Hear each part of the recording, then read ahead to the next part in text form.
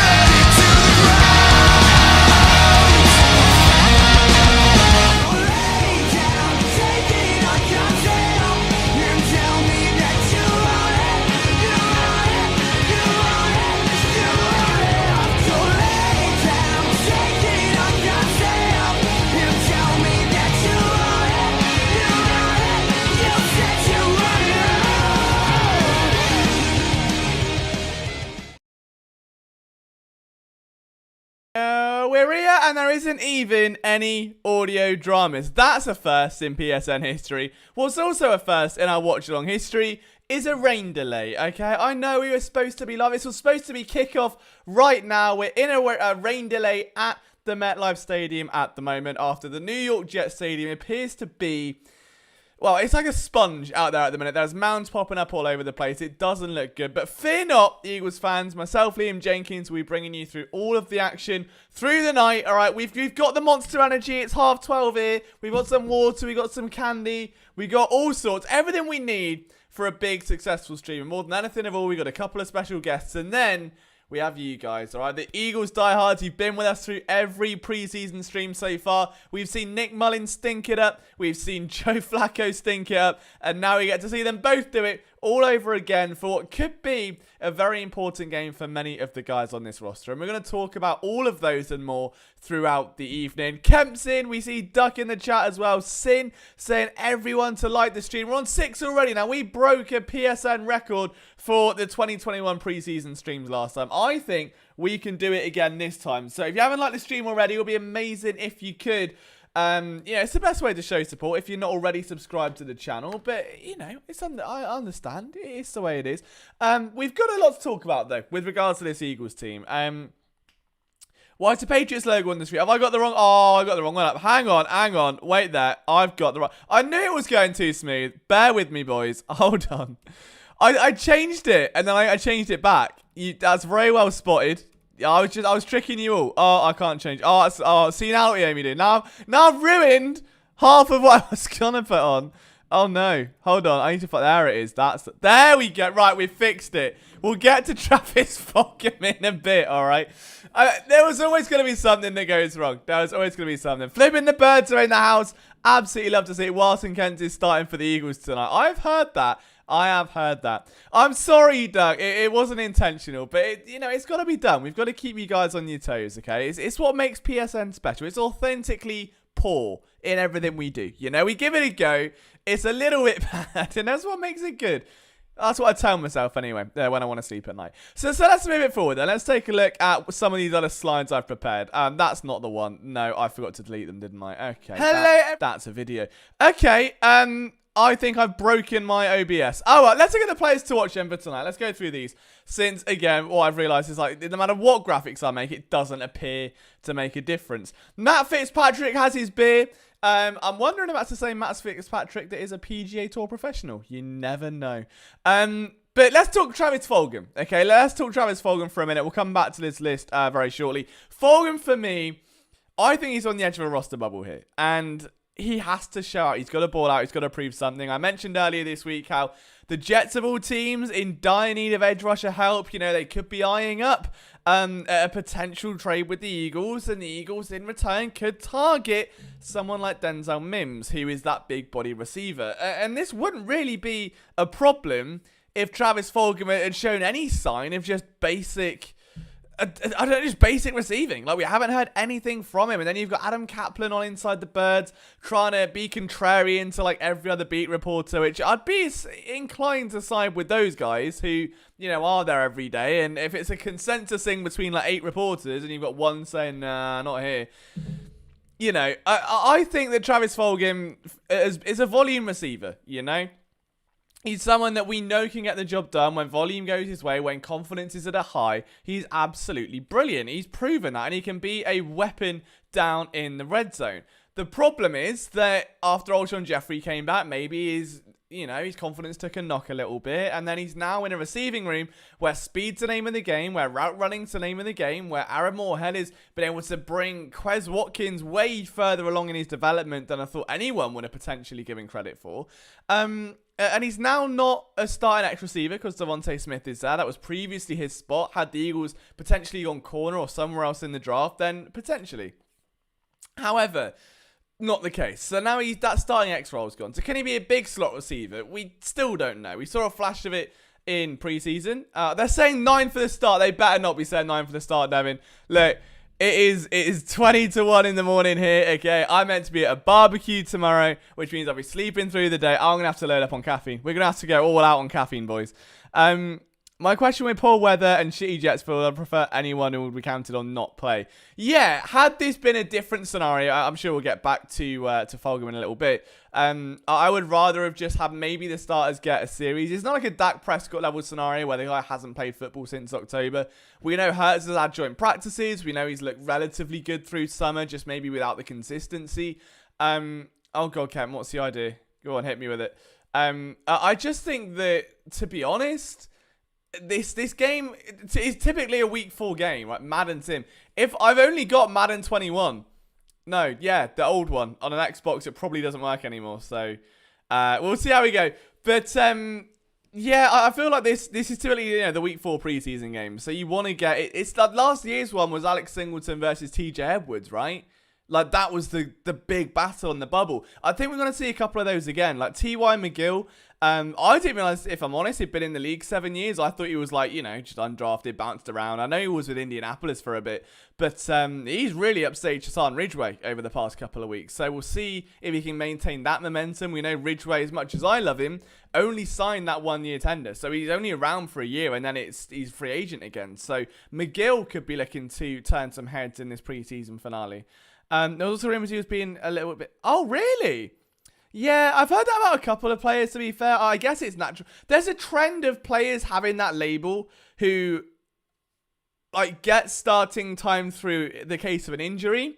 Then when that player comes back, get angry that they have to relinquish a position. Like, that seems to be the recurring theme among those sorts of players that... they fall into starting time, in an otherwise scenario they wouldn't be starters. They feel then, I think, entitled, having made the most of it or having, proven something. And then you have to come back and give it to someone else that they feel perhaps deflated, perhaps distrusted by the coaching staff, kind of don't put baby in the corner sort of thing.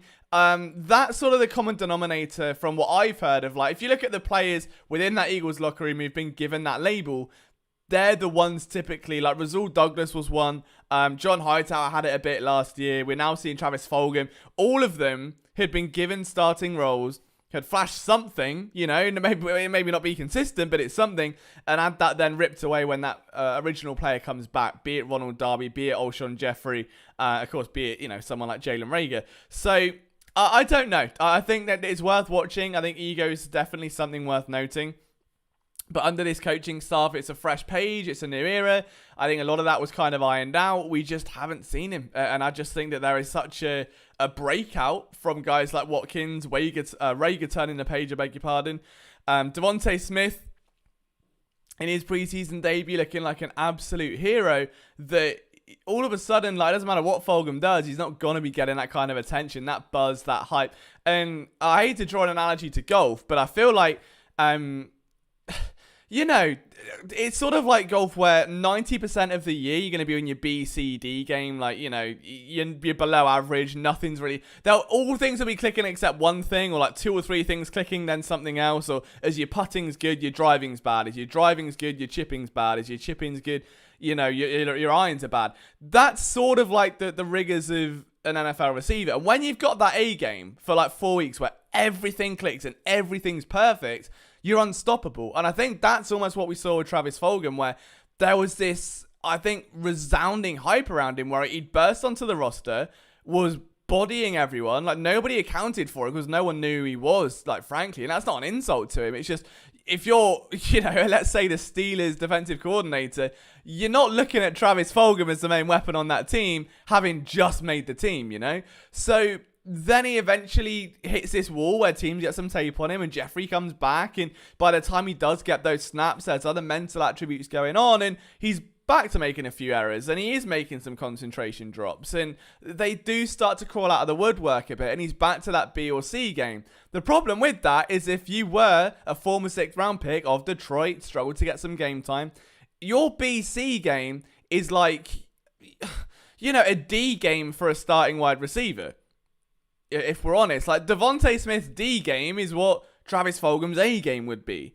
And that's the sort of barrier we're at now, where you're trying to get the most out of this receiving group. They do bring different talents to the table, but you've got to make sure you can be relied upon. And Fulgham has done it once for one stretch of 4 or 5 games. Outside of that, as Duck said, he kind of cooled off a little bit. And then for whatever reason, be it through, I guess, the mental hit of Alshon Jeffrey coming back or anything else, he struggled. And we've now seen the summer of him struggle in a preseason where he hasn't been targeted despite playing like the entire 4th quarter last week. It's not good enough. And I don't care if you're a 1st round pick, a 6th round pick, an undrafted guy. If you were looking at being a lock to make that roster and you do nothing to the end of the season, nothing in the summer, nothing in preseason, there's absolutely a discussion to be had.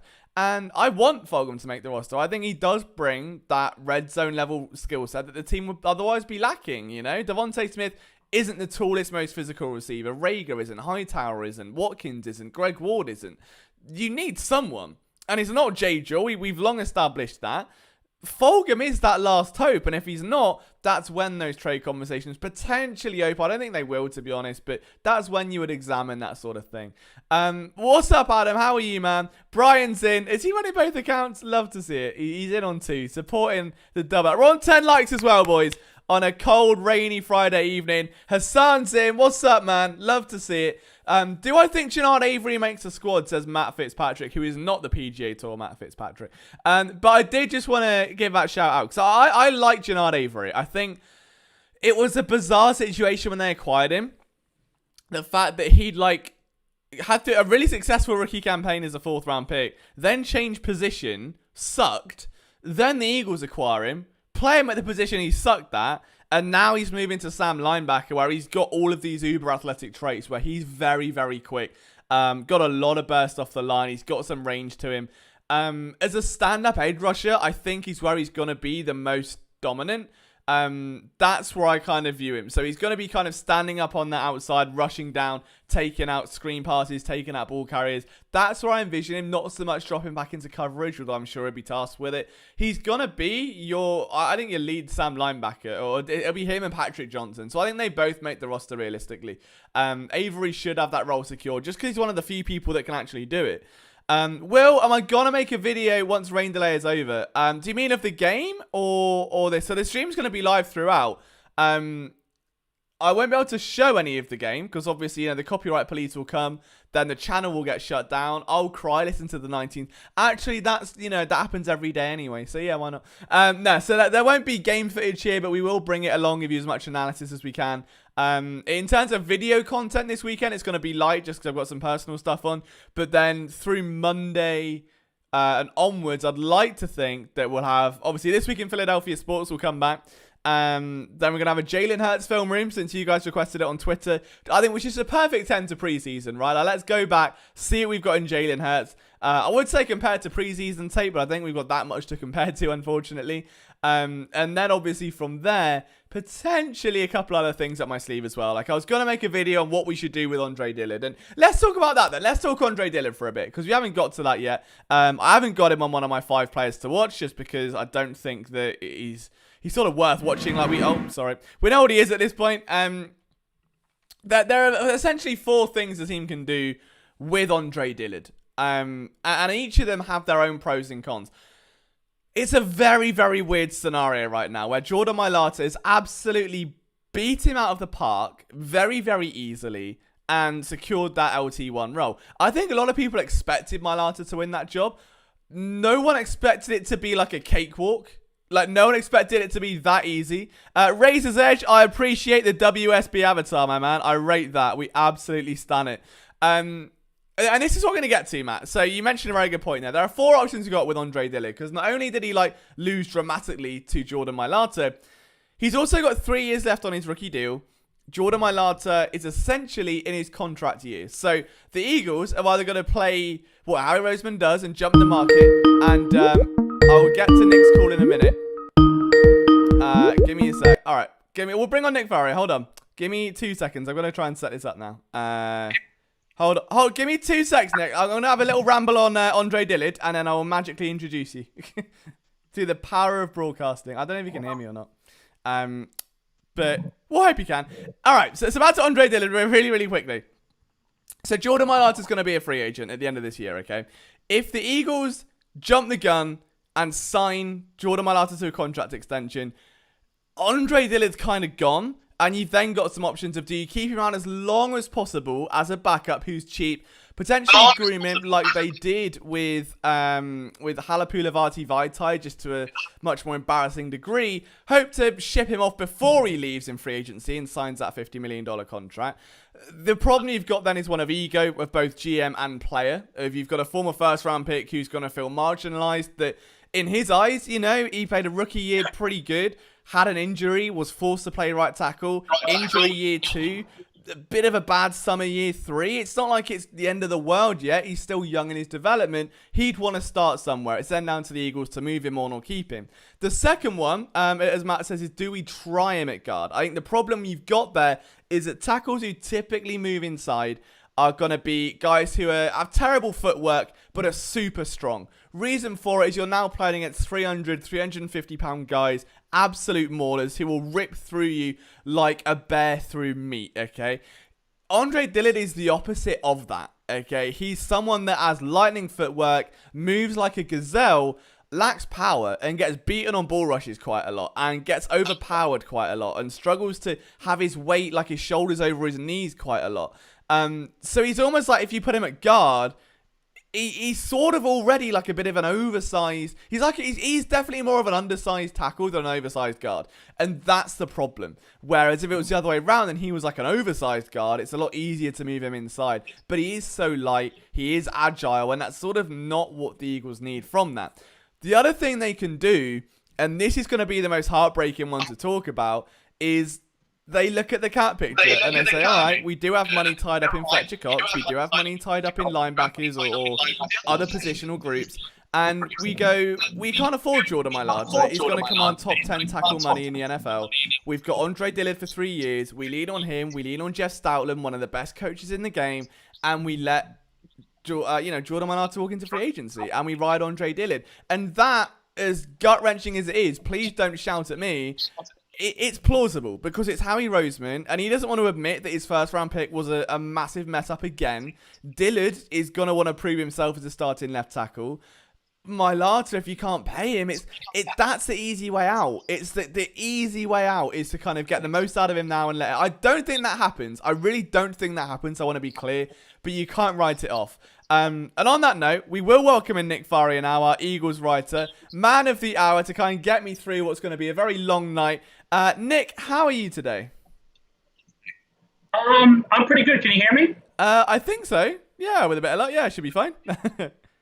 Oh yeah, if they have an issue, I don't know if my camera is working, and if I need to call back, I will. But yeah, very excited. Game number 3 of the preseason. I went to the first 2 games live. First time being at Lincoln Financial Field since 2006. So had a lot of fun there. Very excited. I chose to take a drink at the worst time then. I was like, oh, cool, okay, I can quickly take a sip of drink. That was the second you stopped. You wrote an interesting piece a couple of days ago. For anyone that hasn't read it, essentially discussing the decision to not play starters tonight and how it was very wrong, how the Eagles should absolutely play their starters, including Jalen Hurts. Obviously now with the rain delay and the field looking like a giant slip and slide, that's a bit different. But let's remove that variable for a second, pretend it's all dry. Has anyone been able to convince you otherwise, Nick, that keeping these starters sidelined is a good idea?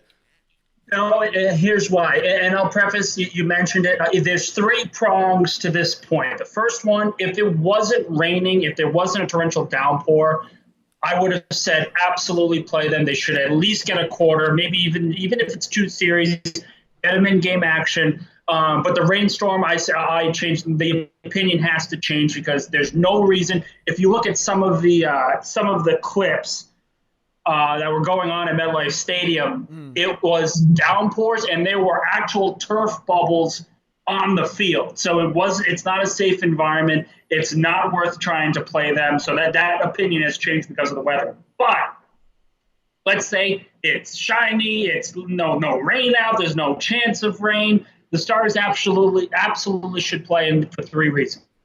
The first one, I laid out in the article, look at the last 3 seasons under Doug Peterson. And you can sit here and argue that, oh, well, Doug Peterson at the start of the season, his tenure, the team wasn't healthy, and they always had issues with injuries, so they couldn't really play the Stars in the preseason. But every single year, outside of 2017, the team started out incredibly slow and incredibly frustrating to watch. In 2018, you saw 17-point leads blown early on in the season. In 2019, the team came out flat, and the argument was, well, they weren't healthy and the receivers were dropping wide open passes, and that's absolutely the case. Last year, the team was a god-awful mess.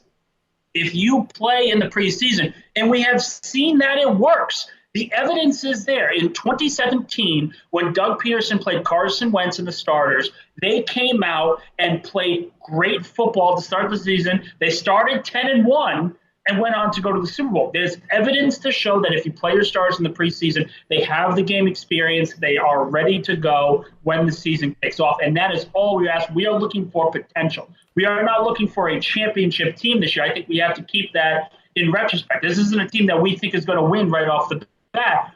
But this is a team that could surprise people. And the only way they can surprise people is if they come out of the gate hot. And the only way to do that is to gain momentum. The other thing that I think people are forgetting, the preseason and the regular season have shifted. Instead of there being a 10 and 9-day difference on when the team plays on opening day compared to the last preseason, it's now a 16-day layoff. It's more than 2 bye weeks. So there's a huge stepping point of getting healthy, but also being rusty to start the season. And that's why it's important to get those starters out there and playing. I know it's a different opinion because of the joint practices, but joint practices are variable control. The coaches control all the variables. Game situations, I know I'm rambling here, but game situations are uncontrolled variables, and that's why it's important for those stars to get those minutes out there. Yeah, I think Nick Sirianni's argument about the joint practices was that he can do more without other teams getting film, essentially. So he can do more, like, he can almost like, look, we play the Jets once, we can allow them to see a little bit more. They'll show a little bit more, and it's like a mutual agreement, like, I'll scratch your back, you scratch mine. and they'll be okay. Whereas obviously if you go to a preseason game and you do start these new wrinkles, then other teams will have a bit of tape on it. Having said that, looking at what the Eagles have put out in the first 3 preseason games, I don't think it would have mattered that much, because do you know what I mean? It's not like they've gone out and gone these really complex routes and these complex play designs. It has been shocking from a play calling perspective in terms of what's been out there, because it's been so vanilla. Like, there's been no variables to it whatsoever, which is fine, but I think that there would have been some valuable in that joint practice. We don't know. Like, we don't know what it looks like. So if we've gone there and we see, you know, there are a ton of plays, and I know there was some, you know, like pitches and sweeps and stuff like that.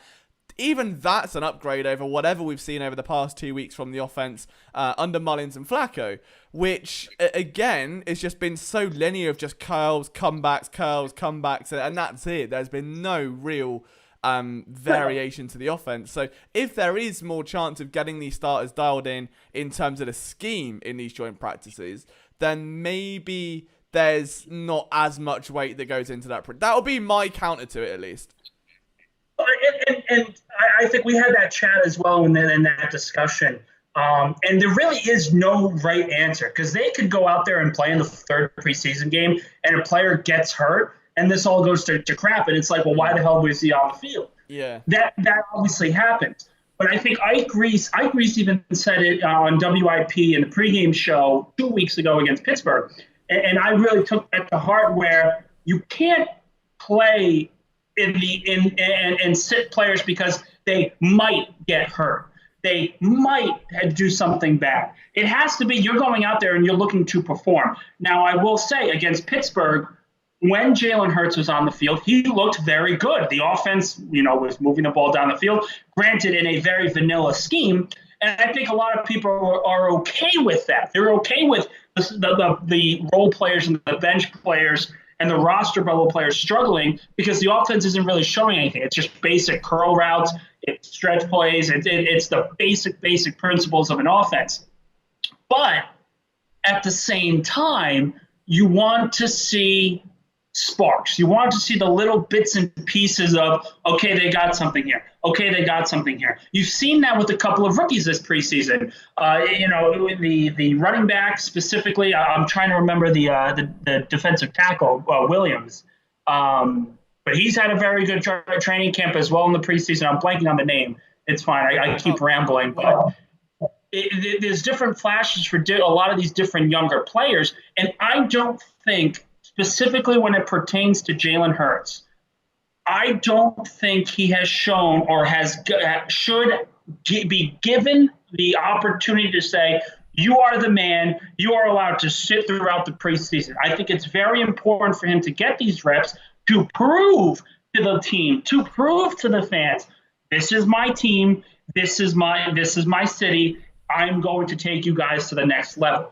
I mean, By sitting him, no, I think the only other thing I would compare it to, I know it's a bit of a different situation, would be Carson Wentz's rookie year against the Bucks, where he was, you know, he was drafted essentially and was kind of given this role of, you're going to learn under Sam Bradford, until about a week later that all went tits up.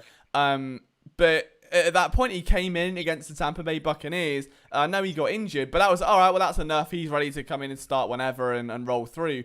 And then that whole rookie year was very much a learning process. And then the preseason after that was very different. I didn't see much from him at all. I think Jalen Hurts, the preseason would have almost been that rookie year. And I know it was under a different scheme, it was under a different coach, but in terms of knowing what they've got, I saw enough from Jalen Hurts in that one game in terms of like we all know he can throw the ball well. We all know that accuracy might be an issue, but we know he's got a cannon for an arm. We know he's super athletic. All I wanted to see was mainly ball protection, being comfortable in the pocket, and just not fumbling 9 times in a season. Like, can you eradicate those variables? If you can, that's a starting quarterback basis. You can add that's your skeleton. You can add the arms, the legs, the head later on. You've got the skeleton there of a starting quarterback. For him to go out and throw the ball away out of bounds to pressure in his face, for him to slide down on a rush and not try anything stupid, for him to find the tight end, come off that first. I saw everything. I was like, right, done. Yeah, full, cool, starter, let's go. That's all I wanted to see. You've got him out there. He hasn't got hurt. That was it for me. That was like the best preseason, debut we could have had almost. Thing, and I don't disagree with you specifically in that Pittsburgh game, and this really is a moot point if he doesn't get sick against New England, because he was going to play and then he got sick, and then Sirianni said, well, there's no point putting in Kelsey, Lane, and Brandon Brooks out there with Joe Flacco as the quarterback. Get them out. Let's just rest the stars and go from there.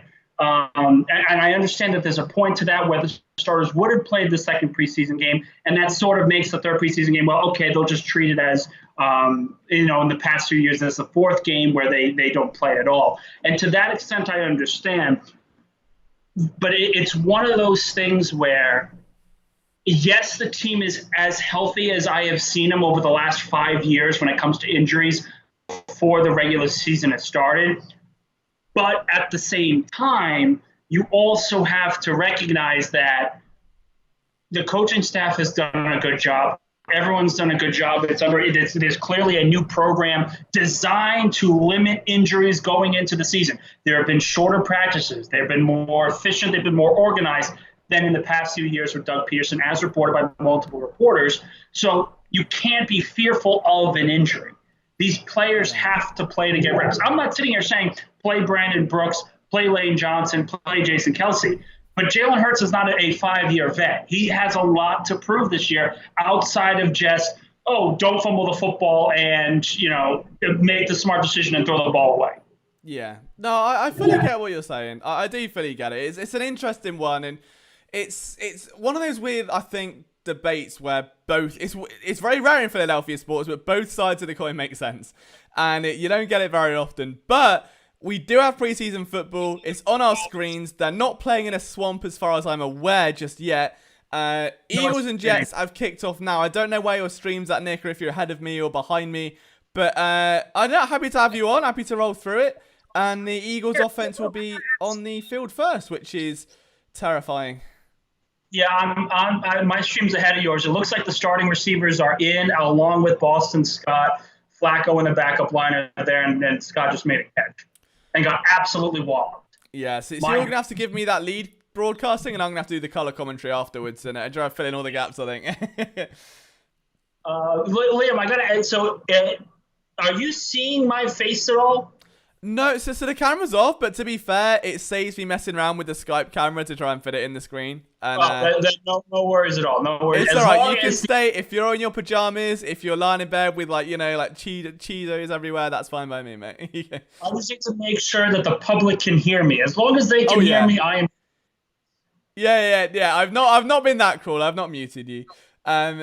So I'm seeing chat. So Rager's got some yards after the catch by the looks of it. That's a good sign. Yes, sir. Yes, sir. That's about a 17-yard catch and run. Just to explain it, I know you're still watching, but that was a pretty nifty play from Jalen Reagor. Yeah, I've not seen it. I'm about to get to it. Well, let's see what happens here then. That's a heck of a play. That's the only thing. See, even being in England, I'm still behind. And I will say, it's very telling that the only starting receiver not playing today is Devontae Smith, and Jalen Reagor and Quez Watkins are on the field, because it tells me that, well, as good as Devontae Smith looked last week, Jalen Reagor still needs to prove himself. Quez Watkins, as great a training camp as he has, still needs to prove himself. And I've been very pleased with Sirianni's training camp, where everyone has participated. Everyone has gotten reps in. And in that competition feel is clearly there in training camp, where everyone has to prove themselves. I don't really have any complaints on the training camp side from Sirianni. No, it's been refreshing, I think. And I think just for me, seeing the clips of him actually interacting with the players and getting very one-on-one with them, which, hey, Peterson may have done. We just didn't see it in those mic'd up sessions. Sirianni's clearly got that. Almost like that whisperiness about him, for lack of a better word, of wanting to individually develop players. So I've seen a comment there from Ron saying Flacco with the wheels. I'm really far behind in terms of what I see on my screen, but I'm interested to see how he does. See, I almost rostered Boston Scott in a DraftKings matchup today, and I thought I better not, because you won't get much playing time, and it sounds like he's done something now. So I think I'm just seeing Flacco's wheels. There you go, Joe. Look at that. Friend of PSN.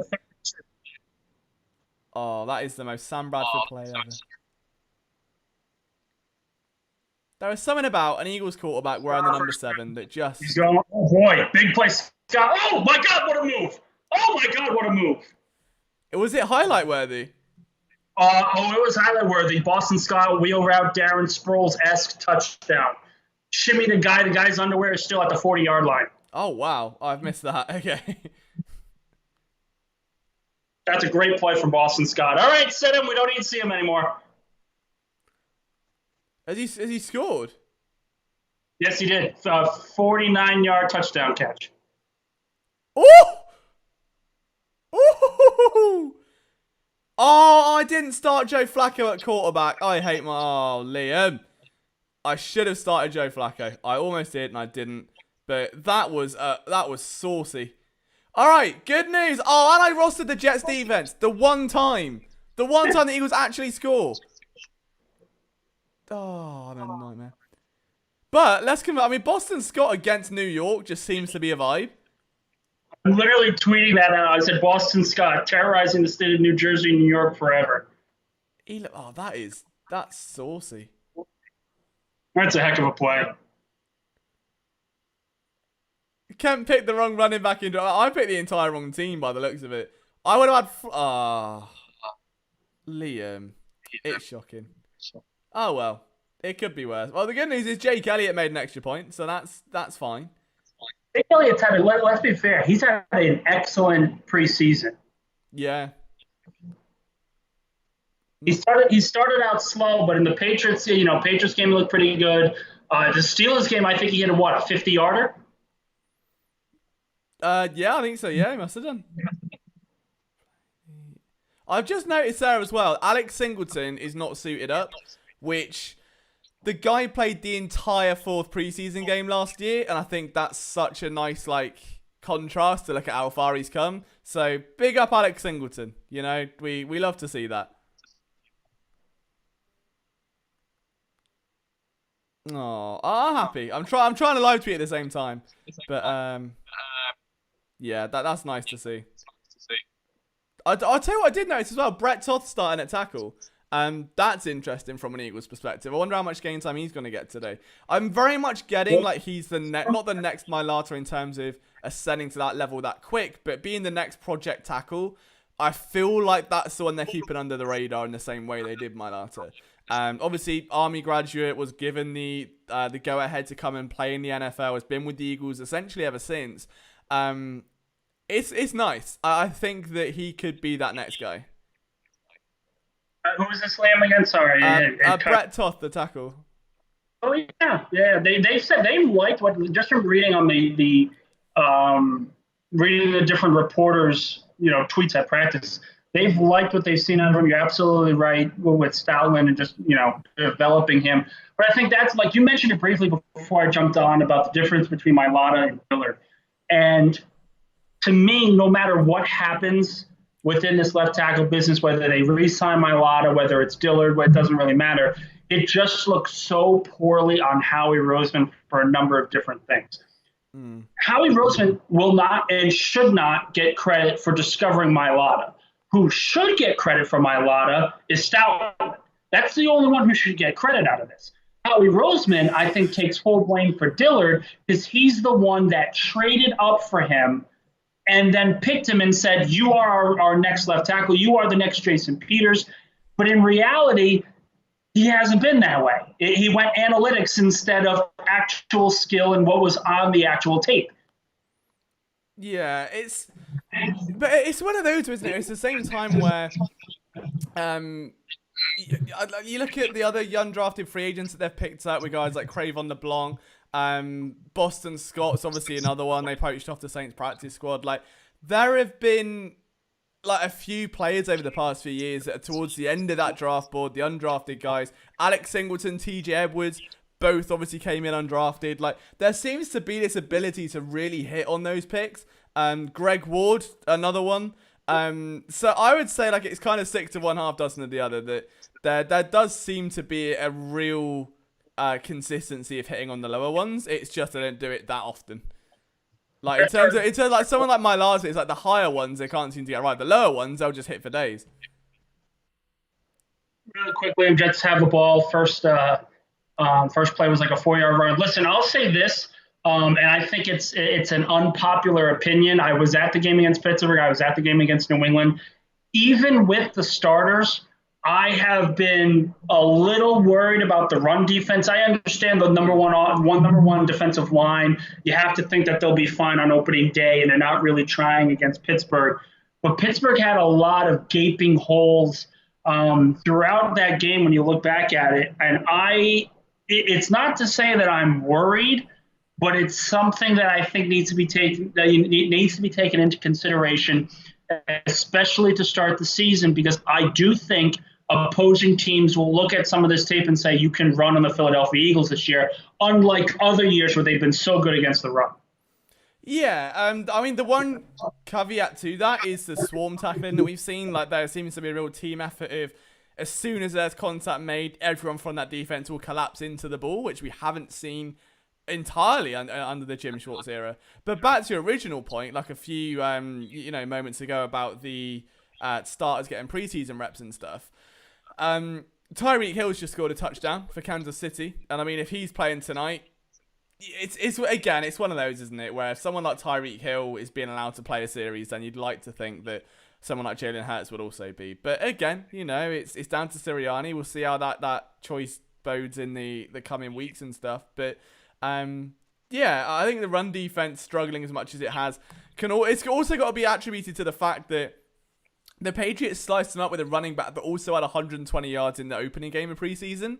Yes. That that's probably not by chance that he is now, like, Ron Ray Stevenson's got himself like a spot on the roster. Whether or not that played a huge role, or just the Eagles, third, fourth string guys are gonna struggle against a back who could well be a rotational guy on the Pats roster, is worth noting. I don't know. It's tricky to say, but I think that it's got to be said that if you've got fourth string guys against a back that's leading the NFL in preseason yardage, they're probably going to struggle. Well, yeah, but I was talking, I kind of threw out the Patriots game. I was mainly talking about the Steelers game specifically because the starters played in that. And I came away going, oh, wait a minute, Pittsburgh's really gashing us. And that offensive line has a ton of questions going to this season. So and again, it's the first preseason game. Understand it, that not everyone is going to look amazing in that first game. But it's still something that I think needs to be taken into consideration. A nice play was just made, trying to see the player. But it's 3rd and 8 now for the Jets at about the Philadelphia 40. Ron K actually just made an excellent point, I think, in the chat. There's probably part of it in regards to the run defense. Schwartz prioritized the run. Maybe we are a bit spoiled. The only thing I will say to that, and while I do think Schwartz prioritized the run, clearly prioritized the run, I agree with him. How do you win football games? You control the line of scrimmage and you make a team one-dimensional. Making a team one-dimensional usually means forcing them to throw the ball consistently. That's something that I don't like. If we're struggling to stop the run, I have a problem with that. That is something that should always be taken care of on this defense when you're paying Fletcher Cox, Brandon Graham, Barnett, Sweat, and Hargrave boatloads of money. They need to be able to stop the run. On another note as well, the first thing I've noticed about this defense is that Zach McPherson's still playing outside. I get they want to take a look at Josiah Scott from the slot, but after the bullying he received from, much bigger receivers like N'Keal Harry last week against the Patriots, I really don't like it. Like, I'm not sure if you read the article or not, but I basically said earlier in the week that they did the exact same thing with Avonte Maddox. The exact same thing. In a nickel corner that only played nickel within a year, he's played like everywhere else. The guy's 5'10". I'm not saying he can't play outside, but if you're going to put him on an island in a preseason game where the coverage is off against bigger receivers, all a 6'4" receiver is going to do is run up to you and turn his back. Like, it's that easy to get yards against him. It doesn't matter how quick you are or how good you are around the ball if you can't get to it in the first place. So I'm really concerned from a confidence perspective that that's just going to ruin him. And if he doesn't have that 10-second mentality, that it's gonna hurt. You're a rookie coming in, expecting to look good. You're going up against corners in camp who are receivers in camp who are 6 foot and below. You then get to preseason and the Patriots absolutely rip you to shreds. You're then thrown back out there again. I'm hoping this yields a better result. I'm hoping McPherson looks better here. Like, I'd love for him to develop into an outside corner. I don't know, though. There is something about it that just doesn't sit right with me. Like, the guy's clearly a nickel corner. He's thrived in the nickel. He's known for being a strong nickel corner. Throwing him outside when you don't need to just doesn't make sense to me. The only reason why I do think there's some merit to that, especially when comparing it to Avonte Maddox. So Maddox is clearly going to be in the slot this year, and Nelson and Slay are going to be outside. So you do kind of want to see what you have in McPherson. The typical Howie Roseman draft is always about getting guys who are able to play many positions at once. So while I do think McPherson probably deserves to go back into the slot, that also means that if he goes into the slot, you kind of need to sign another free agent corner before the season starts.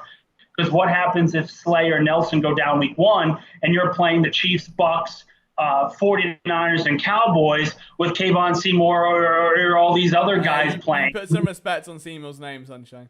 I get that. I fully get that. But at the same time, it's like, if your only option is a rookie nickel corner, it's just, again, well, however you slice it, it's a detriment to Roseman, the fact that there wasn't enough depth at corner. It wasn't addressed all off-season. The one time they did address it was, again, a rookie corner in the 4th round who plays the slot. Let's be honest here, Steven Nelson should have been signed much earlier in the offseason. We can really attribute the fact he was still available down to luck and the fact he was begging for a bag for the entire year. So if you take that out of it, the Eagles would have been playing one of Seymour or Jaquette or a recently acquired depth guy from another roster on the outside anyway. So either way, I don't know. There's just a lot of uncertainty about that spot and the depth there, but I just don't want it to hurt McPherson long term, and to see what happened with Avonte Maddox happen again. But 4th and goal for the Jets offense at the Philadelphia 2. So pretty big point in the game. Jets clearly going for it. About 5 minutes to go in the first quarter. Good stop by Sean Bradley on the 3rd and goal. I know I'm a play behind, but that 3rd and goal by Bradley was really strong. Move. Oh man, that was ugly. Jets touchdown. Can't see who was on the backside. It might have been Jaquette, but he got absolutely burned on the line of scrimmage for a touchdown.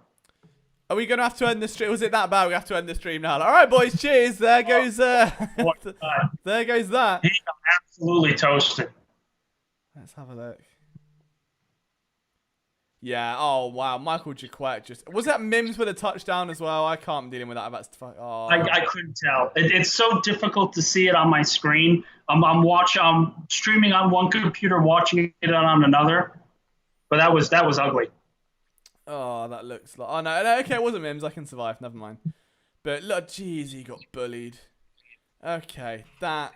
Okay, there is no way Jaquette makes the roster. That's... Oh, no.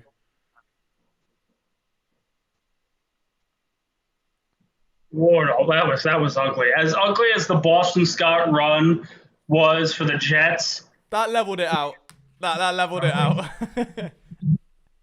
I just said, Nathan, good riddance, Jaquette ass pussy. I know. What an era, though. What an era. We've all lived. We have the memories, you know. He was our next Clayton Dawson, and he's predictably let us down. So, I don't know what he was jumping at there. I just received a DM saying Jaquette ass pussy gets pounded in short yardage situation. Oh, I'm at that point in the stream already, by the way, boys, so that's good. Almost at 20 likes, by the way. If you are watching this, thank you so much. Let's see if we can pump that up before the next drive. That would be sick. I think our record last week was I want to say 56. I want to say 56 is what we got to. So we'd love to try and beat that on our final week of preseason. On that note as well, guys, do you want to see watch-alongs during the regular season or not? Because I know I've relucted, if that's the word, from doing it for a while, just because I know you all have your own rituals. You watch it with family, with friends. You go to the bars, whatever it may be. I don't want to take that experience away. But for those of you who are socially awkward like myself, if you would like a watch along to just chill with me, watch it, that'd be sound. Let me know. I'm absolutely down to host one of these things every single game possible and really burn out my body clock and go back to that place where the bags under my eyes are heavier than those that you get at the store. So we'll see how we go. But Yeah. I just want to one thing. So I don't know if our viewers know this. This player played back in the 60s and 70s. But you know who Alan Page is? No. Alan Page is a Hall of Fame defensive lineman for the Minnesota Vikings. One of the greatest linemen of all time. Was part of the Purple People Eaters in the 60s and 70s. He's now a Minnesota State Supreme Court justice, got the Presidential Medal of Freedom, Pro Football Hall of Famer. He tweeted out a comment because Twitter denied his chance to become verified on Twitter, Right. saying the user is not notable enough. And the Minnesota Vikings and a bunch of reporters are now commenting on it. For those of you that either watched Alan Page, were able to watch Alan Page, or have heard about the Purple People Eaters, this is pretty freaking hilarious because he's one of the greatest defensive linemen of all time. Ouch. Well, I mean, I didn't get verified either, so we've got that in common, you know. So Tony Dungy said, pretty comical. Alan Page cannot be verified by Twitter because he isn't notable enough. I guess it comes down to what have you done today? Yeah, quite literally. But all right, good news is Joe Flacco's going to be back on the field soon. We love that, all right, you know. Still my heart. Friend of PSN, Joe Flacco. Loves Philadelphia. Bless him. Here's a question for you, Liam. I have a good pop-up question for our guests and for you. Obviously, the top three receivers are making the roster: Watkins, Rager, and Smith. If you're going to cut one of Fulgham, JJ, Arcega-Whiteside, Hightower, or Ward, who's it going to be? It depends. So for me, I would want two players. I know Nick Sirianni's very of this interchangeable mindset where he wants everyone to be versatile and line up depending on matchups, which is great. I would still want two players for each spot. So I want two guys who can typically play the slot, which for me would be Ward and Watkins, with Watkins being the starter. I want two who can play the X, who traditionally I would go Devontae Smith. I'd put John Hightower there over Travis Fulgham because oh God, Flacco, what was that? Oh dear. Looks like it's an incomplete pass. It should be an incomplete pass because the ball came forward. The arm came forward before the ball. Fair play to Brett Todd though for getting on that. Oh, that was very Sam Bradford-esque. That brought back some. We got a penalty flag. For what? Roughing the passer or what? I don't know, but it's on the Jets. I think it is roughing the passer. Oh wow! I gotta figure this out. I'm trying to follow along at the same time. It's 2nd and 9, so I'm assuming it is. Boston's. Oh, go on, keep driving. Oh, Kenny Gainwell's driving. That's the one thing I do like with Gainwell is that those legs don't stop churning. Like he just keeps pushing and pushing and pushing. Oh, now there's a flag. Oh, I always look at the wrong thing. Okay. Yeah, it looks like it was unnecessary roughness. Okay. Is that Deshaun? That's not Deshaun Hall big on run there, Gainwell. Big run Gainwell, 11 yards. They're in Jets territory again. Oh, no, it's a corner. Never mind. I was going to say not Deshaun Hall. No, it'll be cornerback. Apologies for the flag confusion there. I am, of course, 2 plays behind. So I heard flag, saw the fumble, and was like, hang on a minute. Let's roll that back. The Hightower sighting. Oh, go on. I've just seen Kenny Gainwell run. Run, baby! You're telling me there's a John Hightower sighting? RPO to Hightower for 10 yards. And they are going no huddle. Come on. Give me oh, that's a heck of a play. Good. Yes, John Hightower. I've just seen a Hightower. There we go. I want to stand with you on a mountain. Liam, you are so far behind. Flacco, RPO again, rolls out. It's Gainwell on a crosser for a first down, like 15 yards. Yeah, I've just seen Flacco roll out and take it to Gainwell. I've just seen that. I'm so far behind. Kenny Gainwell looking pretty good though. I don't think I rostered him in the lineup, man. Oh my god. Oh no, he's clearly going to make the team. Oh yeah. Oh, that was never in doubt. Yeah. No, never in doubt. Well, I don't know. Donnell Pumphrey, lasted the game. Yeah, I take it back. Oh, was that the PI? What happened? Or was it just a drop there from Hightower? Or not a drop? No, but... it's bad throw. Bad throw. All right, okay. Leo definitely a play behind. Oh, I'm about 8 plays behind, mate. I wouldn't worry. About that. It's all part of the fun. Oh, man. Tell me Gainwell, it was Hightower. 9-yard run. He's looking really good. Who, Gainwell? Yeah. So who do you cut after this? Duck says Holyfield's gone. 3rd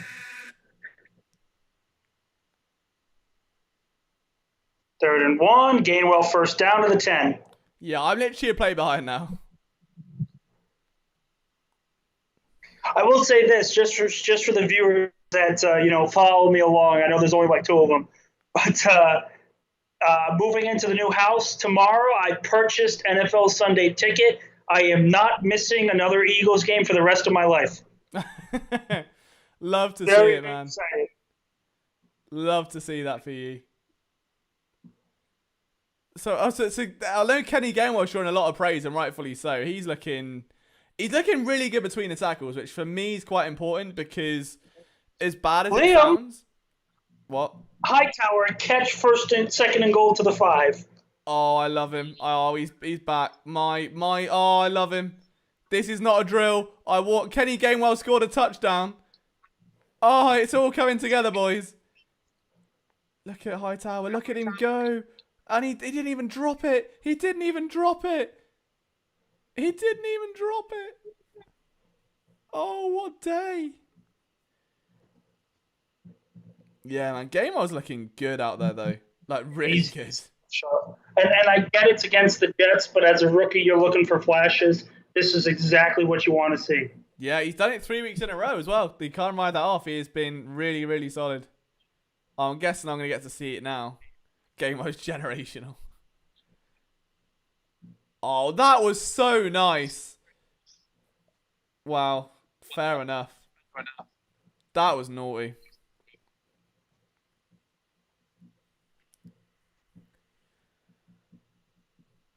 I've just been told John Hightower is terrible, and I won't stand for that, to be honest. But that Gainwell touchdown is... Oh, here we go. I will say, I think actually Elliott Shore-Parks actually made the point, and I do agree with him. The Eagles are very deep at running back. Howie Roseman is known to try and make trades right before the season starts. I would not be surprised if an offensive lineman or even a running back gets shipped for a depth corner, depth at corner in the secondary, even a linebacker maybe, but I don't see them standing pat with anything. I think a running back could definitely be in the look for a trade. There's a lot of good backs on this roster. No, definitely. So we're seeing there, so Andrew Walford says he'd love the watch-alongs. Got you. All right, I'll make a big note of that one. Doug says, I'm guessing Sanders isn't getting that second contract. I mean, it's... I don't know. I'm more apprehensive on Miles Sanders than most. Everyone seems to love him, which I get. That's fine. I think still, I've said it every show, he's very boom or bust, which is great, but it's all very well saying he averages like 5 yards a carry, but if that's only inflated because 3 of them went for 80 yards and the other 99 rushes went for 3, it doesn't really count for much. And there are still some patience issues there, there's some fumbling issues there, there's some pass protection issues there. He's got the talent, he's got the upside, he hasn't had a lot of tread on a tire worn into. I think he's gonna be absolutely fine. But I think tempering expectations and allowing him to develop through those issues has to be the first and foremost thing. Like, I think that rookie season was so good that set probably an unrealistic bar for him to live up to now. So I think what Kenny Gainwell does is negate that. He is the more versatile back. He was known for receiving at Memphis. He was very much like the other Darrell Henderson. He did the exact same thing in that backfield. So I think that we're going to see... more from Gainwell gradually, and if it gets to a point he just is the more efficient back overall, then maybe Sanders walks. But there's a lot of time between now and then, and I think Sanders has so much upside that it has to be worth developing. Like, it's too early to give up on him just yet. Like, he's shown so much, there's just also a lot to be concerned about, in my opinion at least. I get that, and it's to a point where I don't disagree with the statement.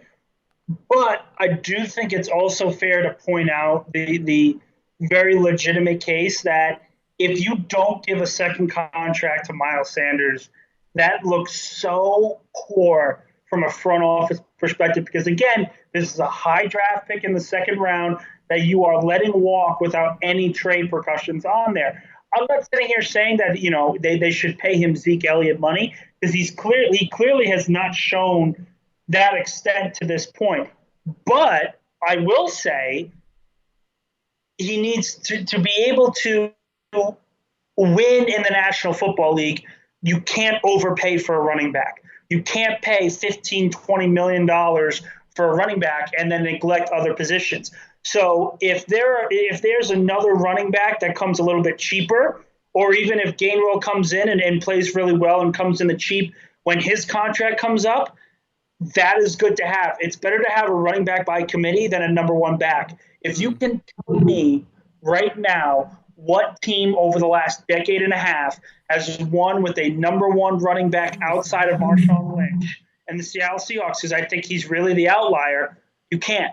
Everyone else is running back by committee. Yeah, oh no, I fully get that. So Andrew says Sanders is hard to evaluate. He has mad potential, he just hasn't lived up to it, but I definitely wouldn't give up on him.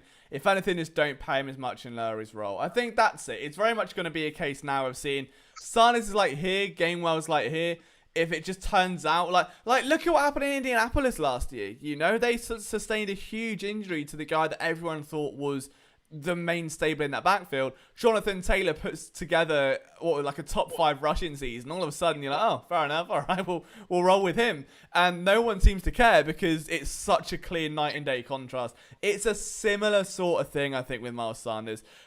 We know he's going to build an offense that prides rushing the ball. We've seen that in Indianapolis.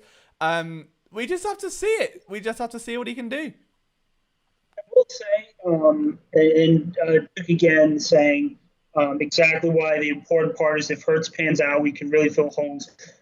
3 first-round picks in the 3 first-round picks next year. The one thing that makes me a little nervous about this, and I know it's a touchy subject, but it's because all these reports have come out with this. If the Eagles exceed expectations, let's say Hurts plays really well and they get to the postseason, I am nervous that Howie Roseman sees that and says, okay, we're a franchise quarterback away from getting to the Super Bowl again because the talent on the roster is clearly there, and then makes a trade for a guy like Deshaun Watson with all these issues coming up. That is my biggest concern because I don't think he's going to give credence to Jalen Hurts. And it goes back to Howie Roseman, where the trust that fans have within this organization and within Howie Roseman is so low that we're getting reports all the time. They're interested here. They're interested there. They're calling this. They're calling that. That is where my concern is because Howie Roseman has no self-control. He has clearly shown a lack of care for locker room cohesion. He does not care for anything other than making sure the analytics department is taken care of and his spot in the front office is taken care of. That is my number one concern, where even with 3 first-round picks, I hope Jalen Hurts comes out and looks good. But I also fear that even if he does, Howie's going to say, no, that's the roster making him look good, not him. Yeah, I don't know. I think it's a double-edged sword. I mean, I think best case scenario, if Hurts balls out, I think there's a chance they move on.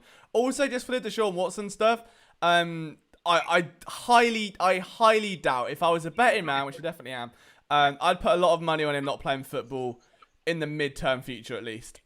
Just because, again, I can't go into too much because I don't know the ins and outs, but I know for a fact that we're now partnered with someone who is a sports law attorney, who has now a website for criminal justice to do with the world of sports, who's been covering the story with Deshaun Watson's camp, with the representative of the women who are obviously the alleged victims.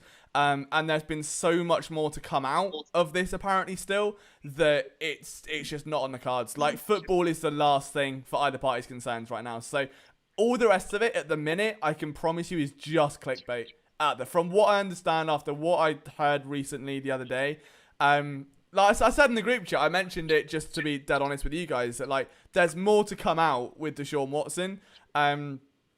It's not going to be a case where he's like, oh, he's going to go in and play football like this season. Like, I can't see it happening. I would say he's out this year at the very least. Next season, I don't know. Depends how much these allegations turn into obviously concrete and then punishments and suspensions and the rest of it. But as far as I'm understanding it, there is like such a whole other level to this now where it comes down to like trafficking and things and like the definition of what that means and there's all sorts of stuff going on. I can't really say too much because it's not my place to, and I don't have the full. I don't want to mislead and give the wrong info out, but it's just not pretty. And if that's a T.Y. McGill tackle for a loss, that's huge. I totally understand what you're saying, and I completely agree that more information needs to come out with this before a decision is made. Completely agree, completely understand. But it's and again, it's a fear I have and the lack of trust the Eagles have, or just a lack of trust fans have with the front office. Nathan, I think it was Nathan that said, can't imagine bringing in Watson to PR disaster. It absolutely is. It looks horrible in this climate. You know, he probably should never play down a football if these allegations come out and everything goes out into the light and he's found guilty with all this. But we've seen this franchise over a decade ago do this exact thing. You know, Michael Vick comes out of jail, serves a 2-year jail sentence. The PR move is a disaster for signing him, but they take a flyer out on him. That is my concern with that, because if they've already shown that, they absolutely could take a flyer out on Watson after all this stuff. I'm not saying it's right, but I'm saying that it would not surprise me if that's the case. Nathan saying that was Andy, sure, but Howie Roseman and Jeffrey Lurie were there. Yeah, I agree with Andrew though. Like, as complex as the issue is, and I know it's pressing and it's like the hot thing with everyone wanting to talk about it. Let's try and refrain from it for now, just because, you know, we've got a quarterback we can talk about. We've got 2 playing now. We've got a preseason game where you've got guys like T.Y. McGill making impacts and stuff. Like, keep it centered to the game. This isn't a, like, you know, avoid getting political thing. It's just it should be about the guys trying to make the roster. You know, there'll be a million other opportunities to discuss Deshaun Watson. We can make videos on it, podcasts on it, articles on it, all the rest of it. And I'm sure it's going to go on for months and months and months. But like, I think tonight should be for the guys who are out there in tricky conditions trying to make the roster. I'll say this, give credence to the Eagles' defense. I absolutely agree. I think that's their first third down stop this entire preseason. William Bray's saying it. McGill had a good stop there. And I think it was Sean Bradley that stopped Josh Johnson short of the first down line. Really solid, good. Like, I have enjoyed watching this game because there are flashes all over the field from these young guys. They look good. Yeah, it's refreshing after the first 2 weeks of preseason where it was just a total mess from start to finish. I think now we're seeing a bit more of a balance, and you've got to imagine that after one time, you know, it's first head coach and it's a new scheme, and you're like, all right, well, maybe there's a bit of let off, and the coach is angry, the players are upset, and the veterans hold them accountable, and it's preseason. It doesn't really matter that much. Second week happened, it's all right, this is too far now, and there must have been like, you can imagine there being a grilling. Then they obviously go out and play a tricky pair of joint practices against the New York Jets, where they seem to be 4-0, apparently, according to all accounts. We're grading the practices off of the 2 we had against the Pats, the 2 we had against the Jets. The Eagles seem to do really good in practice and then sucked in preseason. If they've won those days, that's good. Now we may be seeing a carryover though. Maybe now we're seeing this accountability set in. As far as who's making plays, Nathan, T.Y. McGill has been the big one on defense. Kenny Gainwell on offense was the entire drive last time. It was him. He basically carried the team down the field. So a little bit from John Hightower. We've seen a bit from Jalen Reagor. A lot from Boston Scott, but we kind of knew all that already. Liam, Philly United support here. Take on Ronnie's return to you. All right, let's talk a little bit of soccer. It's kind of the biggest thing in sports right now, isn't it? We've got an advert break. Cristiano Ronaldo coming back to Man United. I love it, man. Like, I mean, if he'd have gone to Manchester City, it's the biggest snake move that he could ever possibly make. for anyone that doesn't watch soccer, it will be the equivalent of being drafted by the Philadelphia Eagles, becoming amazing from a very early age, then going out to, let's say, Kansas City, winning a couple Super Bowls, and then, you know, signing with the Cowboys for no reason, just because you feel like it, you know, and you can. That will be the equivalent. Almost like DeMarco Murray, if DeMarco Murray was a generational talent and one of the best players of all time. So I would say from someone that followed Man United closely as a young kid, because my dad was a Man United fan, I love the sentiment of it, but from a money perspective, it's kind of terrifying. But we're back to preseason football now. Opening play of it, Flacco. Was that what? Oh, wow. That was uncharacteristic. Greg Ward with a wide open drop. That was abysmal. My God, he just kind of turned to run before he had the ball in his hands. Just got ahead of the game. That's inexcusable. Yeah, it's a concentration drop. He just turned away before the ball had hit his hands and assumed it was made. Oh, yikes. That wasn't nice. Bad pass protection by Gainwell, sack on Flacco. Oh, don't say that. That's not good. I'll say this. That drop will not help Greg Ward. No, and bad protection from Gainwell. Oh, that's poor. That's very poor.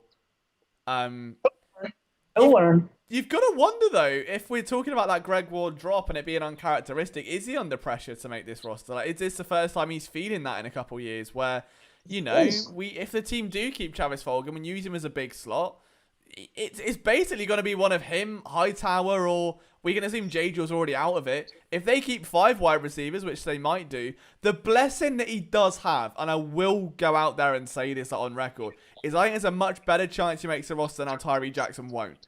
Because Tyree Jackson's injured, and he starts on PUP, what I think might happen is, like, if we roll back, let's say 3 weeks where Tyree Jackson was healthy, there was a chance they keep 4 tight ends on that roster if Jackson continued to ascend. If they did that, I think they would have had to dip at another position, and it would have been wide receiver, and you can have 5 of Rager, Smith, Watkins.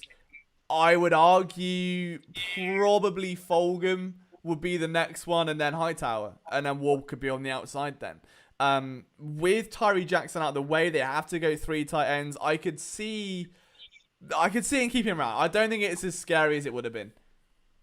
But Liam, I will say I won't be surprised.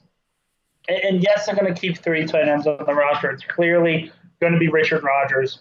But I won't be surprised if they keep him on the 53 and the day he's due, put him on IR so he can come back later on in the season. I can't remember if it was, 8 to 10 months or 8 to 10 weeks, but he's clearly going to be out for the first part of the season.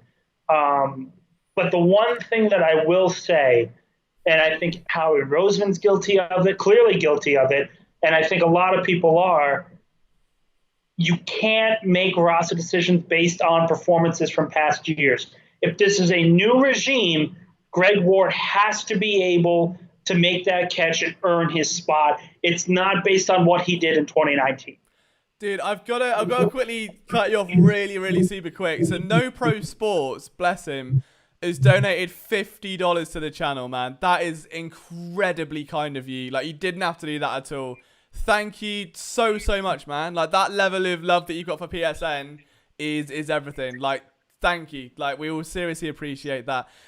He says, what's up, LJ? Just wanted to show some love to my favorite channel. Question, if you were the GM, name a player for each of the following: cut, extend, re-sign, trade for sign from free agent pool. Okay, right. So cut, extend, re-sign, trade for sign from free agent pool.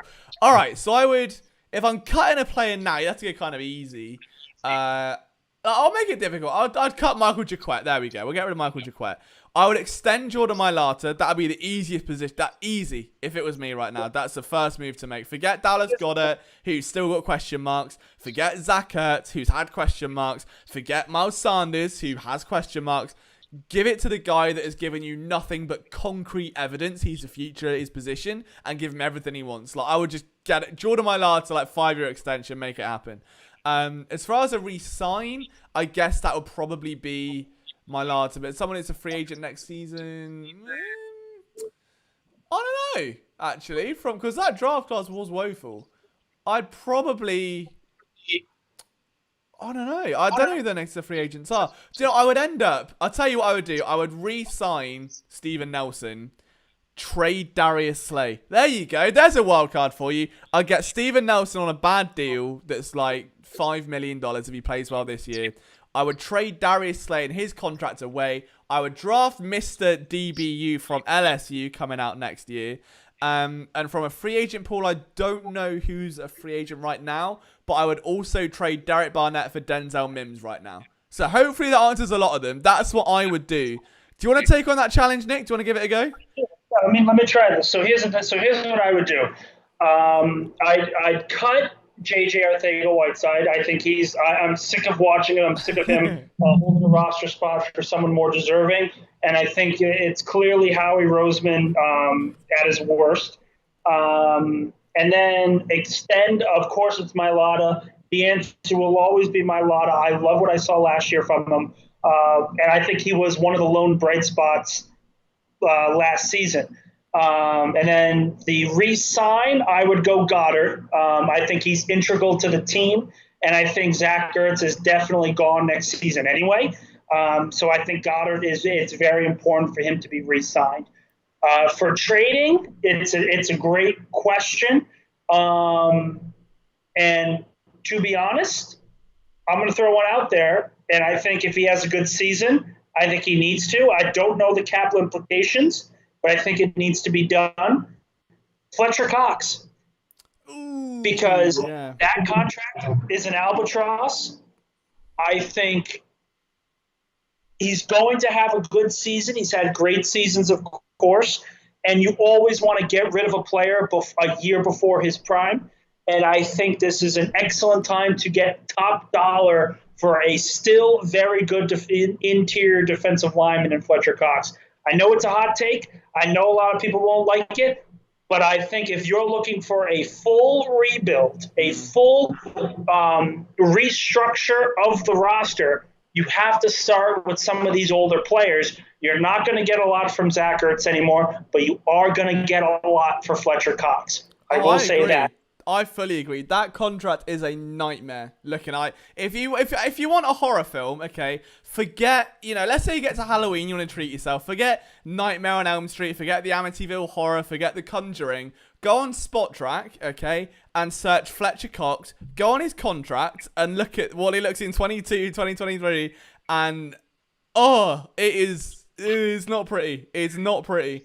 I fully agree. I'm very much of that sentiment where he hasn't really shown much the last couple of years, and you can make the arguments that, he hasn't had much help next to him. And I guess the other caveat to that is that you've got the fact that he's linked with Aaron Donald forever. Like, if Aaron Donald didn't exist, Cox would be one of the best defensive tackles in the league, if not the best.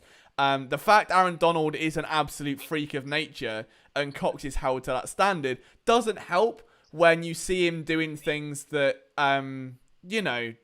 he can't, essentially. So I think that with a couple of injuries, a slow start, a ballooning contract, it would make sense. I'd hate it from a fan perspective, but it would make sense.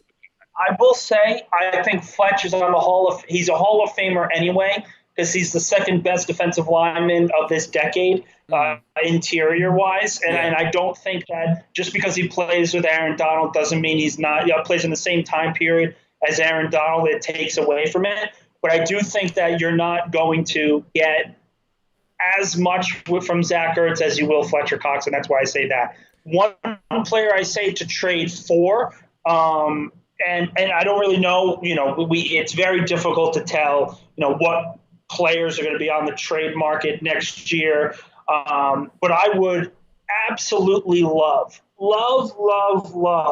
if you could trade either one for a number one linebacker or a left guard. Well, the thing with left guard is that we don't know what Landon Dickerson's going to be yet. Exactly. Like, I suppose that's the enigma, and this is what's really worrying on another level. I know we're going really deep on No Pro Sports' question here, but he deserves it, for donating that much money. He deserves the entire stream. I'll tell you what I'll do. I'm going to make a little title of him, and we're going to put his name on our live stream. How about that? I've just realised, right, I've not updated the score at all, so it's still 0-0, so I'll do that really quickly. But, yeah, I think the fact that Luke Juriger's gone, Ciro Petter's there, I've got the wrong image again. It's showing the Patriots, isn't it? There is no logical center now outside of the fact that they moved Nate Herbig around at one point, and they've tried that, and that didn't work too well. Sayamalo's played center before. There's no one really there who can reliably get the job done behind Kelsey, which tells me Landon Dickerson might be the guy. He's played center at college. But at the same time, if you move into the left or the right, you're kicking Herbig or Sayamalo inside. So there is very much a butterfly effect depending on how they use Landon Dickerson. I'm trying to multitask here, boys. You'll see what I'm doing in a second. Bear with me. Yeah, I will say, Don Carlos made the point, why can't we move Dillard to guard? It's way less pressure. Here's why I say that is a absolutely terrible idea, and you're making Jalen Hurts a sitting duck. Because if you move Dillard to guard, he's already getting bull rushed and getting dominated by outside edge rushers. What the hell is going to happen when Aaron Donald or other interior pass rushers like Cam Hayward come up and play them? It is going to be a disaster. Dillard, to me, right now is unplayable. If he can't defend the bull rush and doesn't have enough strength for a bull rush on an edge rusher, it's going to be even worse when he's inside. Yeah, no, definitely. Absolutely agree. Will says, I agree with the Cox trade. We aren't going to be in the Super Bowl window for at least 3 years. How good will Cox be then? I would equivalent the Fletcher Cox potential trade to. It's like Jake Voracek and the Flyers. He's stayed through every era, through the highs and the lows. He's become a fan favorite. Everyone loves him. Oh, I've got the wrong image again. Why is it doing this to me? I keep pressing the Jets, and the Patriots one keeps coming back. It wants to give me PTSD, boys. Oh, now it's all gone. Oh, now it's all gone wrong. Oh, no. All right. Either way, it's very similar vibes to that as I try and move the text around. How's the game looking, Nick, as I try and make this look somewhat? That's converted a 3rd and 6. They've got a 1st and 10 at the Philadelphia 46. So, unfortunately, the Jets moving the ball down the field. I will say, though, the one thing I've seen from a Josh Gannon team and from a scheme, a lot more zone as we expected. And it's going to be a lot of bend, don't break type of defenses. And I think that is going to be pretty fun to watch. It's going to get frustrating, specifically if the front four can't get pressure. But it should come out with the pass defense looking a lot better than it has in the last few years. Yeah, I like to think so. There's an interesting question there from John Carlos saying, Zach Wilson's this year's Justin Herbert, yay or nay? I'm going to say no, because I think Herbert was someone that was oddly really critiqued for no reason whatsoever. Like, everyone was so down on Herbert despite there being no valid reason to be. Like, his tape was outstanding, the numbers were really good. Wilson is a lot more... I don't know he's like if Johnny Manziel didn't have the off-the-field problems. That's what he reminds you of. He's got that. He's almost Baker Mayfield-y in what he does. And Baker Mayfield's a great quarterback, don't get me wrong. But in his rookie year was very erratic. The ego was clearly there as he went for the hero stuff. And over time, Baker has got better. But I think that's what Zach Wilson reminds me of. Absolute cannon for an arm. One of the best in the class. It's just the other side of it, I think. What's the other side, though? Because, and listen, I'll sit here and say I think he's more quiet than any of the diva quarterbacks. And I'll put Baker in that conversation, even though he really isn't. You haven't really heard from Justin Wilson, even in the offseason. I think it's more of just the perception of the type of player he is coming from BYU, coming from a different background than some of these other players have. I haven't heard that. And I think actually the Herbert comparison is actually pretty on par. I'm not sitting here and saying he's going to have the same year as Herbert, because Justin Herbert had a lot of great players around him. When you have Keenan Allen for a rookie quarterback, that's going to make you look really good even on bad days. And Herbert had very few bad days last year. But I don't see the same issues with Justin Wilson that I do with some of these other diva quarterbacks. Yeah, no, that's worth noting for sure. Well, let's see how this goes. I mean, so as Nick mentioned earlier, run defense still not great.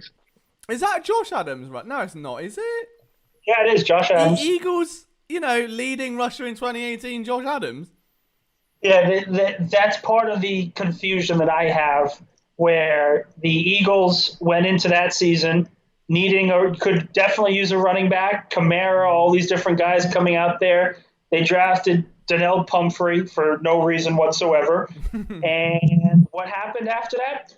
Well, they went with Josh Adams, and Josh Adams was the starting running back for 2 playoff games. Yeah, bless him. And then Michael Carter too. Oh, what a vibe. It's just Joe Douglas though, isn't it, I think? Yeah, no, Douglas has his hand. I'll say this. Douglas has done a very good job of quickly rebuilding the Jets, and the future definitely looks bright for that team. But I'll say this. The Jets are pounding the Eagles, and I understand it's the backup line and everything else. But T.J. Edwards is still playing in this game. Yeah. And it looks ugly right now. Oh, this is the thing that I have with TJ Edwards, is that I was genuinely livid. I mean, for those that have been around the channel for a while, I was livid last preseason game with the fact that Alex Singleton was being left out there with TJ Edwards. Like, this isn't even a competition. Like, Singleton is by far the better player. I don't see how they're, and then they even kept Edwards over Singleton. That really pissed me off. Obviously, cream rose to the top eventually. Singleton comes through as a hell of a first year fully with the Eagles. And the rest was history. But I've always been a little bit lower on TJ Edwards than most people, just because I think he doesn't have like an overall strength other than he's quick. Singleton is a very stout run defender, reads plays very quickly, doesn't get washed out, and can shoot gaps incredibly. Edwards has speed, not much else. And so it's like that will help him, and he'll look a bit better in coverage than Singleton, and he'll look a little bit better in the run sometimes. But over a 15-20 play drive, it's open field tackles with backs coming out of the backfield. That's it. Outside that, there really isn't much else he offers. So I don't know. The fact he's out there is significant because he's gonna be, I think, in that role potentially competing with Jannard Avery. So if you're looking for something there, then that could be a little signpost that maybe Avery's spot is a bit safer than we think. John Carlos with another interesting point. Always prefer the defensive head coaches over offensive head coaches. They get less obsessed with their guys having to always make the big plays. I think there's some truth to that, and I think Jeffrey Lurie, since he bought the team, has clearly centered around an offensive-minded head coaches instead of defensive-minded head coaches. Obviously, Andy Reid, Chip Kelly, Doug Peterson. I will say I was on the train that once Chip Kelly was fired, and even with this Doug Peterson firing, the Eagles should go after a defensive-minded head coach. I thought Saleh was the number one guy to go to.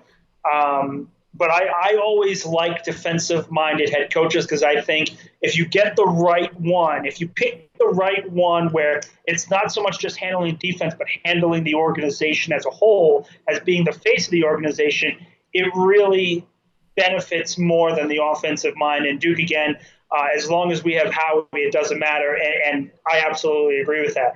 There was an article just a couple days ago saying Howie Roseman is telling Nick Sirianni what to do, and Sirianni is okay with it because he wants to make this a collaborative thing, and it cannot be a collaborative thing. If you are the head coach of the Philadelphia Eagles, if you're the head coach of a franchise, you are the decision maker for the 53-man roster. It is not the general manager, it is the head coach. And for some reason, this is the one franchise that does not have and does not hold to those same standards. It drives me nuts. It gets me pissed off every time I think about it because this is the one team that doesn't do it. And they say, well, we won a title doing it 4 years ago. Yeah, there's... it's just the thing with Howie Roseman. I know you've definitely been like one of his major critics for sure, and I always like bringing you on because I know that foresight is always there, and you've got so much kind of like pent up to on. It's always, this is like your Howie therapy session in a lot of ways. Like just once every few months, just pop on, get it out. And it's good to see. I want to shout out to John as well. So first time watching the live with you guys. Normally just watch the videos. John, we appreciate you stopping through, man. Like we try and get as many of you guys involved as we can. There is a Discord server. I think there's a link in the description. Hopefully, if I put it there. If not, I will grab one for you very soon. But yeah, like it's all about you guys and the fact that we can take this opportunity to do it. I understand. I want to just do a quick little, say a bit here. It's not really a bit. It's just I understand that the Eagles media scene right now is very, very, very, very, very saturated. Okay, you've got a lot of the big TV guys now coming to YouTube and doing shit, which is fine. That's great. But you've also got the YouTube creators coming up. You've got the blogs trying to come over. There's a million places you can get your Eagles coverage, which leads to... Oh, yeah, and this is the thing. But it's like it leads to like a lot of clickbait from other outlets, a lot of clickbait videos, channels that base their entire channel off of, oh my God, the Eagles might trade for this player. You won't believe who the Eagles might sign. And it's based off absolutely nothing. That's a huge sack, by the way. I think that was Tyron Jackson. Yeah, great play by the Red. That's going to go a long way in helping him make the roster. We'll get on that in a minute. But what I will say is with all of that variety, with all of that, I think, saturation that we've got now, it means so much to us to have you guys with us, to have you on board, to have you in our corner, to have you tuning into what we do, whether it's seeing the same people every live stream, every video comment, on Twitter, like reading our articles. It means everything. Like we're not going to change the way we do things. We're not going to like sell out and do clickbait. We don't change up our style all the time to go out and just compete with those clickbait blogs. It's why in essence I took a few months off from YouTube because I felt like I wasn't having a value out there to a lot of people, and I needed to kind of get that back to push it back for you guys. So you mean everything to us, having these watch-alongs, having 36 of you with myself and Nick right now, enjoying a preseason game, talking birds. This is what makes PSN, and we're eternally grateful for you for choosing us to spend your Friday evening with when there are now so many other options out there trying to do so many different things. So just thank you for giving us your time of day. And yeah, we'll now get to, I'm assuming, what's going to be a 14-10 game with around a 2-minute drive left for the offense. That'll be quite fun. At one point, Andrew Wolford, our DS, scared me this preseason. I mentioned this earlier, right around the first quarter. I completely agree. I have not liked what I've seen specifically from the run defense. Not even just the backups. Like, and again, I bring back the Pittsburgh game because Najee Harris broke through multiple runs against the number one defense, even with Singleton and Fletcher Cox and Brandon Graham all out there. I'm a little concerned. I don't want to say I'm concerned because it is the preseason and I'm acknowledging and preseason, so many different things happen, especially in the new system. But I am keeping an eye out, particularly in that Atlanta game, particularly against San Francisco in week 2, who we know likes to run the football, how they look against that type of run offense, because I don't like what I've seen through these first 3 games. Yeah, there's not been too much. I mean, but again, the other thing that we haven't really spoken about is what Jonathan Gannon's defense looks like. And before we get to that, just a huge shout out to John. So he moved to Brazil 10 years ago and just misses watching with friends. So thanks for making... All right, with that in mind, John, we're doing watch-alongs. All right, we're making sure you can watch with friends. That's exactly what we're going to do. So we'll make sure we have watch-alongs all through the season. We've got you guys, don't you worry. And Duck, thank you for understanding, man. It really does mean a lot. Back to Jonathan Gannon. This defense looked very vanilla. It's been a lot of cover 2, a lot of off coverage, a lot of curl and flat responsibilities. What we haven't seen are stand-up edge rushes, linebackers at the line of scrimmage dropping back into coverage, linebackers blitzing. It's been very vanilla. Like the things that we've come to expect from a Minnesota defense or Indy's defense last year, we're not seeing it. And I think that for me, at least says like, look, I know it's bad now. I know it looks bad. It's sort of like going for a meal and the starter being atrocious and making you want to vomit. Like, look, we're here now. We've eaten. The start is terrible. Let's just wait. Let's see what the main course is like. The main course might save it. You never know. And that's sort of where we're at. I think there's a lot more to come from this defense than just what we've seen in preseason, which has been a very vanilla scheme, a very toned down, stripped back scheme with third string players for the most part. Drew's in the chat as well. Drew, nice to see you in, man. Says, as a coach or an employee, wouldn't you want to be judged or criticised on your own merits? At the end of the day, you're going to be the one that has an answer. I love the discussion we got here. That's the other thing with this chat. Everyone's very respectful with opinions and has an intelligent debate. It's not just shouting and, you know, trying to be the loudest voice in the room. Liam, I disagree. Don Carlos is taking a shot at arguably the greatest institution ever created in Apple. And I will not stand for Applebee's hate. Half-Abs is the greatest creation on God's green earth outside of the invention of fire and the invention of the submarine. That is a fallacy, good sir, and I will not stand for it. The ones on D look great, and Hurts is steadily improving. I'm generally optimistic. Yeah, I think that's a good point. I mean, the overall vibe of this team, you're going to go 1-10. 1 being they're going to go 0-17, 10 being Super Bowl. I'm at like a 6.5 right now. Last year I was probably at about 7.5, which considering everything they've gone through, but that's like for the immediate season up ahead. I would happily take this year's team over last year's team. If he was going to say, all right, Liam, 5-year contract with the Eagles, and the roster you inherit is either 2020 or 2019, I would take 2020 every day of the week. Oh, and hello, a bit of Greg Ward redemption. There we go. He needed that. That's going to do his confidence some bits. Oh, I've just knocked a pizza over. Okay, that's good. That's over the floor. Love that for me. Yeah, that was nice from Greg Ward. Very fun. Yeah, Stoll just dropped a catch over the middle. It could have been another first down, but a good placed hit by the Jet defender. I will say you're seeing a lot more no huddle throughout this, and obviously this is a 2-minute drill, but even in the touchdown drive they scored to make it 14-7, the Eagles went no huddle on a lot of it with Flacco, and maybe that's a precursor to what's coming later on this season. Is this no huddle quick offense?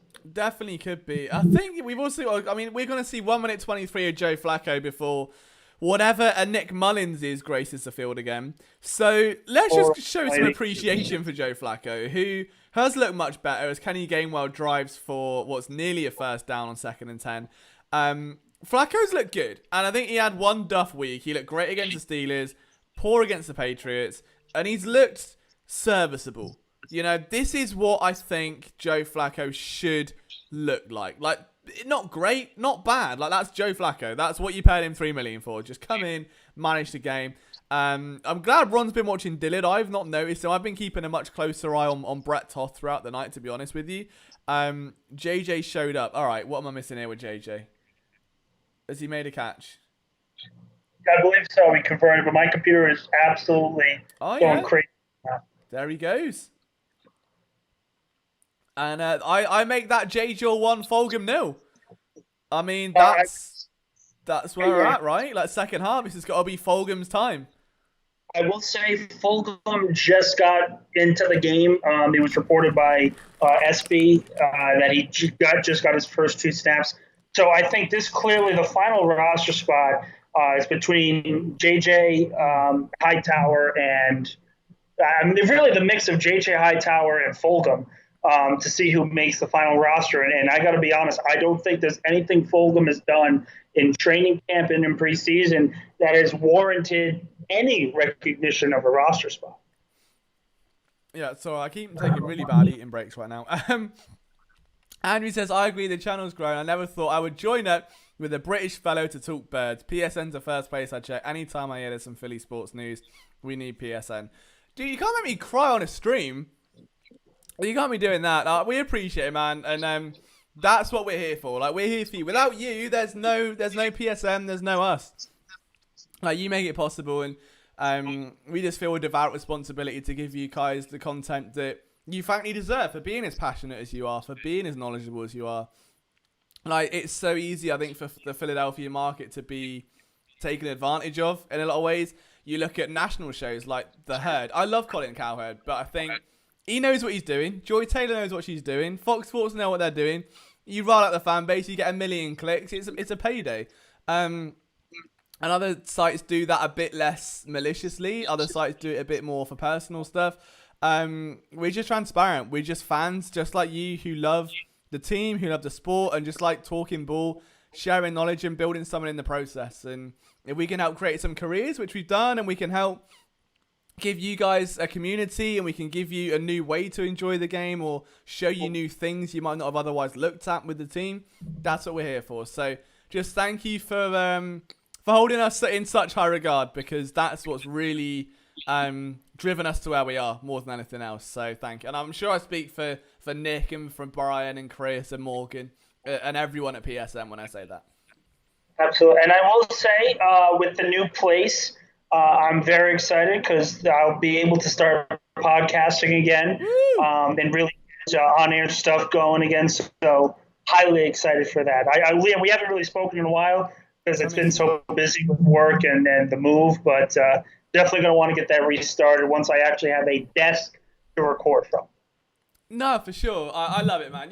This is a thing as well. I mean, it's so weird with PSN where through COVID, everyone obviously got very close, and we had the happy hours and stuff. And is that who's in the blue tent? Hang on. Okay, never mind. It's a Jets player. Jets corner on the defensive tackle on JJ. I mean, I didn't mean like never mind. Like, I hope he's okay, but never mind. But yeah, I think the big thing is obviously we can go a few weeks out talking on content and still have that immediate like chemistry. That's PSN. That's what we do. It's just everyone's very close friends. Oh my God. Uh-oh. Guess it just had a false start and wasn't even close. Who, the Jets did he say? Just Andre Dillard. Ah. And listen, I'll say this. What the hell was that? What was that? If there's ever a point where you look at it and it's like, well, the fact that Sirianni hasn't named Jalen Hurts the starter or named Jordan Mailata as a starter, Andre Dillard is in the final preseason game with none of the starters out there, and he is playing all the way through the first half. He is clearly on the roster bubble, even if they get traded or if he stays on the roster as a backup. His position is not guaranteed here. No, that was abysmal. Do you know what I'm really right? I don't like that Kenny Gamer was getting this much action. Like, oh, what a catch! JJ! What a catch! Oh no, it's happening again. It's happening again. Oh no. Oh, is he going to displace Fulgham? Let's have a look. Flacco, Airmail's one. Oof! Wow, is it a touchdown? Oh, he's done it. Wow. Okay. Wow.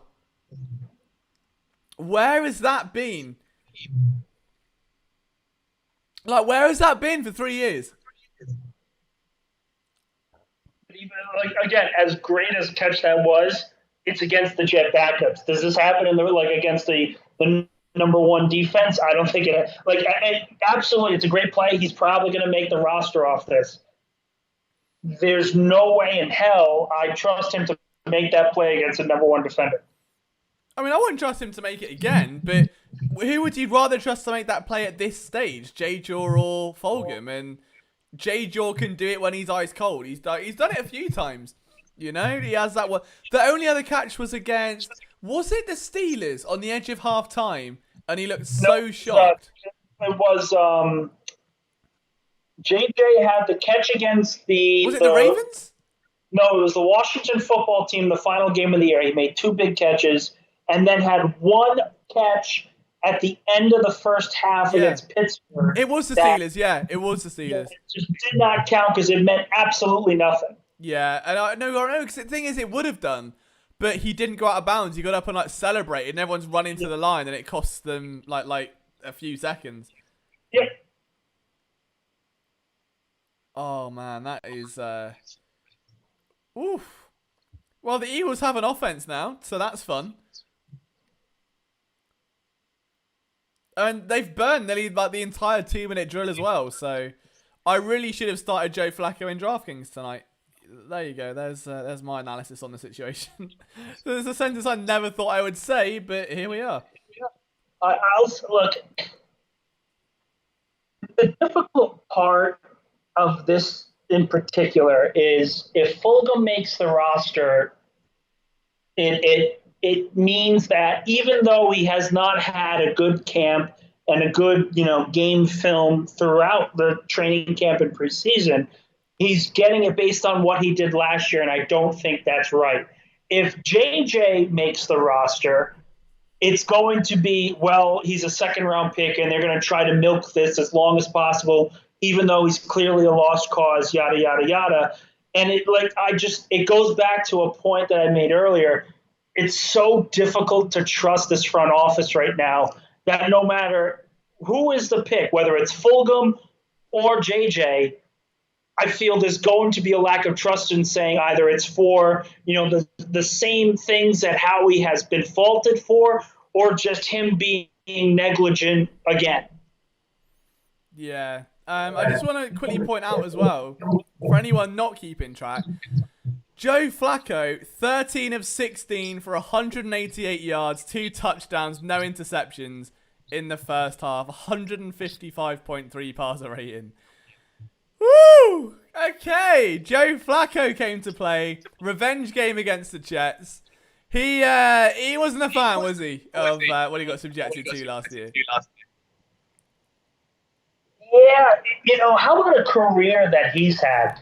Because, as crazy, as much as we make fun of Joe Flacco, this is a quarterback who's been to the postseason consistently over and over and over again, has postseason and regular season credibility, and has beaten not only Tom Brady in the playoffs multiple times, but he's beaten Peyton Manning in the playoffs multiple times. He's beaten Ben Roethlisberger in the playoffs multiple times. We're talking about a quarterback that has played the 3 best quarterbacks this conference has seen over the last 2 decades. And he's beaten them both in the postseason and has outplayed all 3 of them consistently. And it's crazy to think how bad he's fallen off since his time in Baltimore, and even at the end of Baltimore too.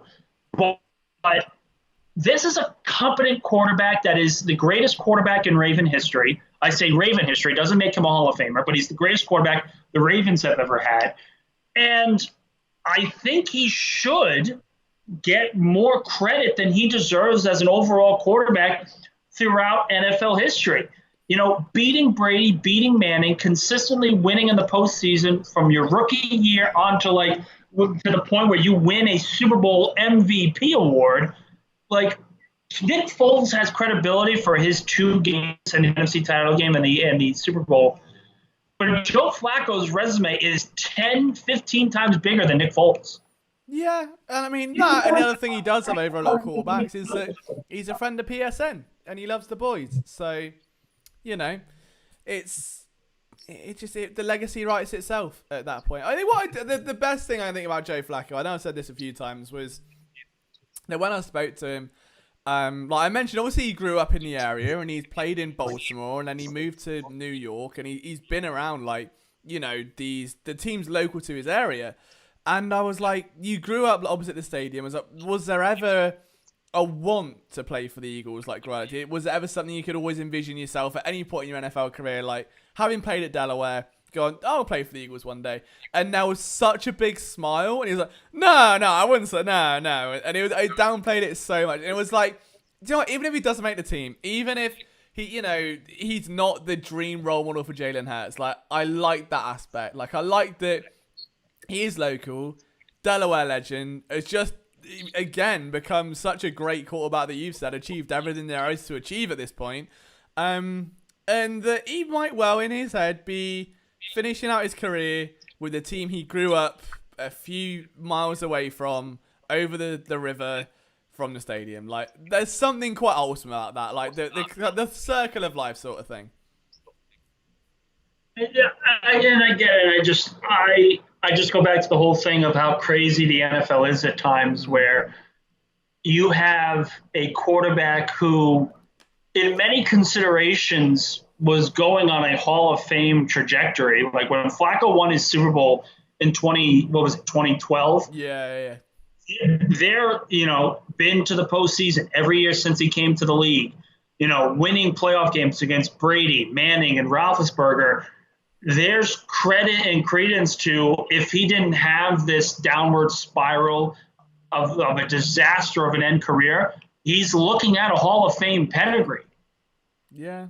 No, it's true. And I think he said, even when I was speaking to him, like, the big thing, it was that the players he was surrounded by at that age, and this is why veterans are important. Like, he was on a team with Ed Reed, Ray Lewis, to name like two guys off the bat that teach you so much. And you said he'd get to practice, and those guys are finishing up like a workout already, and like it's just that which he can then obviously feed down to a guy like Jalen Hurts, even if they are competing.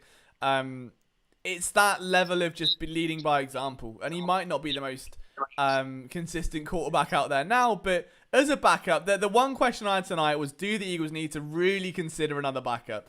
And if Flacco laid a stinker or Nick Mullins laid a stinker, probably they'd need to go out and do something to make sure that if Jalen Hurts goes down, they've got a guy.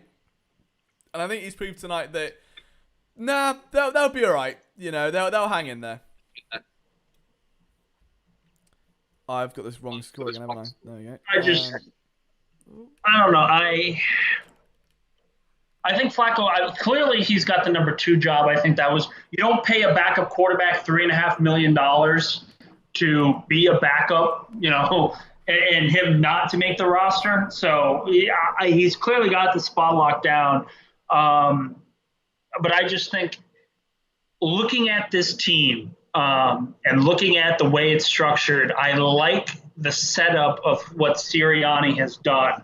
But I will say, I am nervous for what this 53-man roster looks like, because if it is based on performance in training camp and performance in the preseason, I would be very happy and I'd be very excited and interested to how this season looks.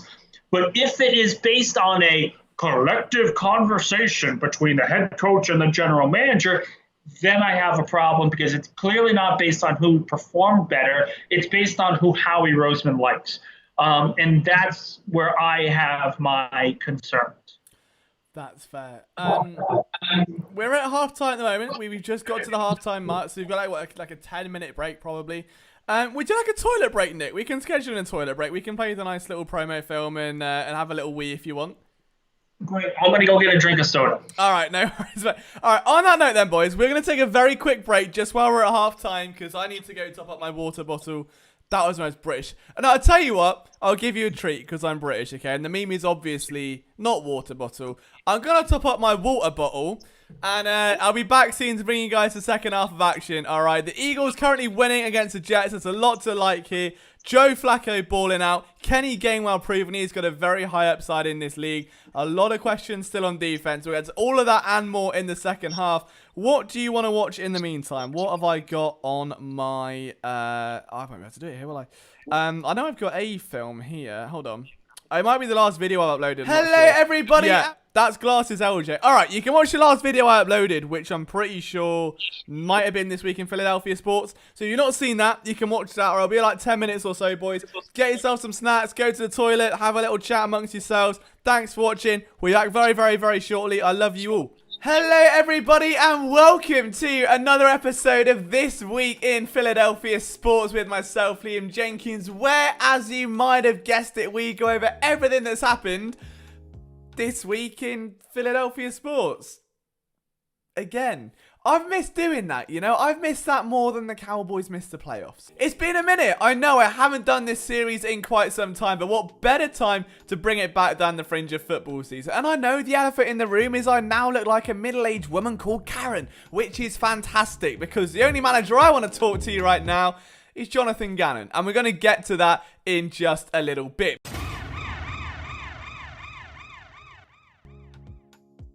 Dive straight into it then. Normally this series is like a lighter take on the world of Philadelphia sports. You know, there's a lot of clickbait out there, there's a lot of misrepresentation and a lot of exacerbation, and that's a lot of words, and I'm sure master. And there'll be other ones that cannot be said on this show. So unfortunately though, there aren't many jokes this time, because the biggest joke of all was the fact the Eagles got shut out 35-0 to the New England Patriots in preseason.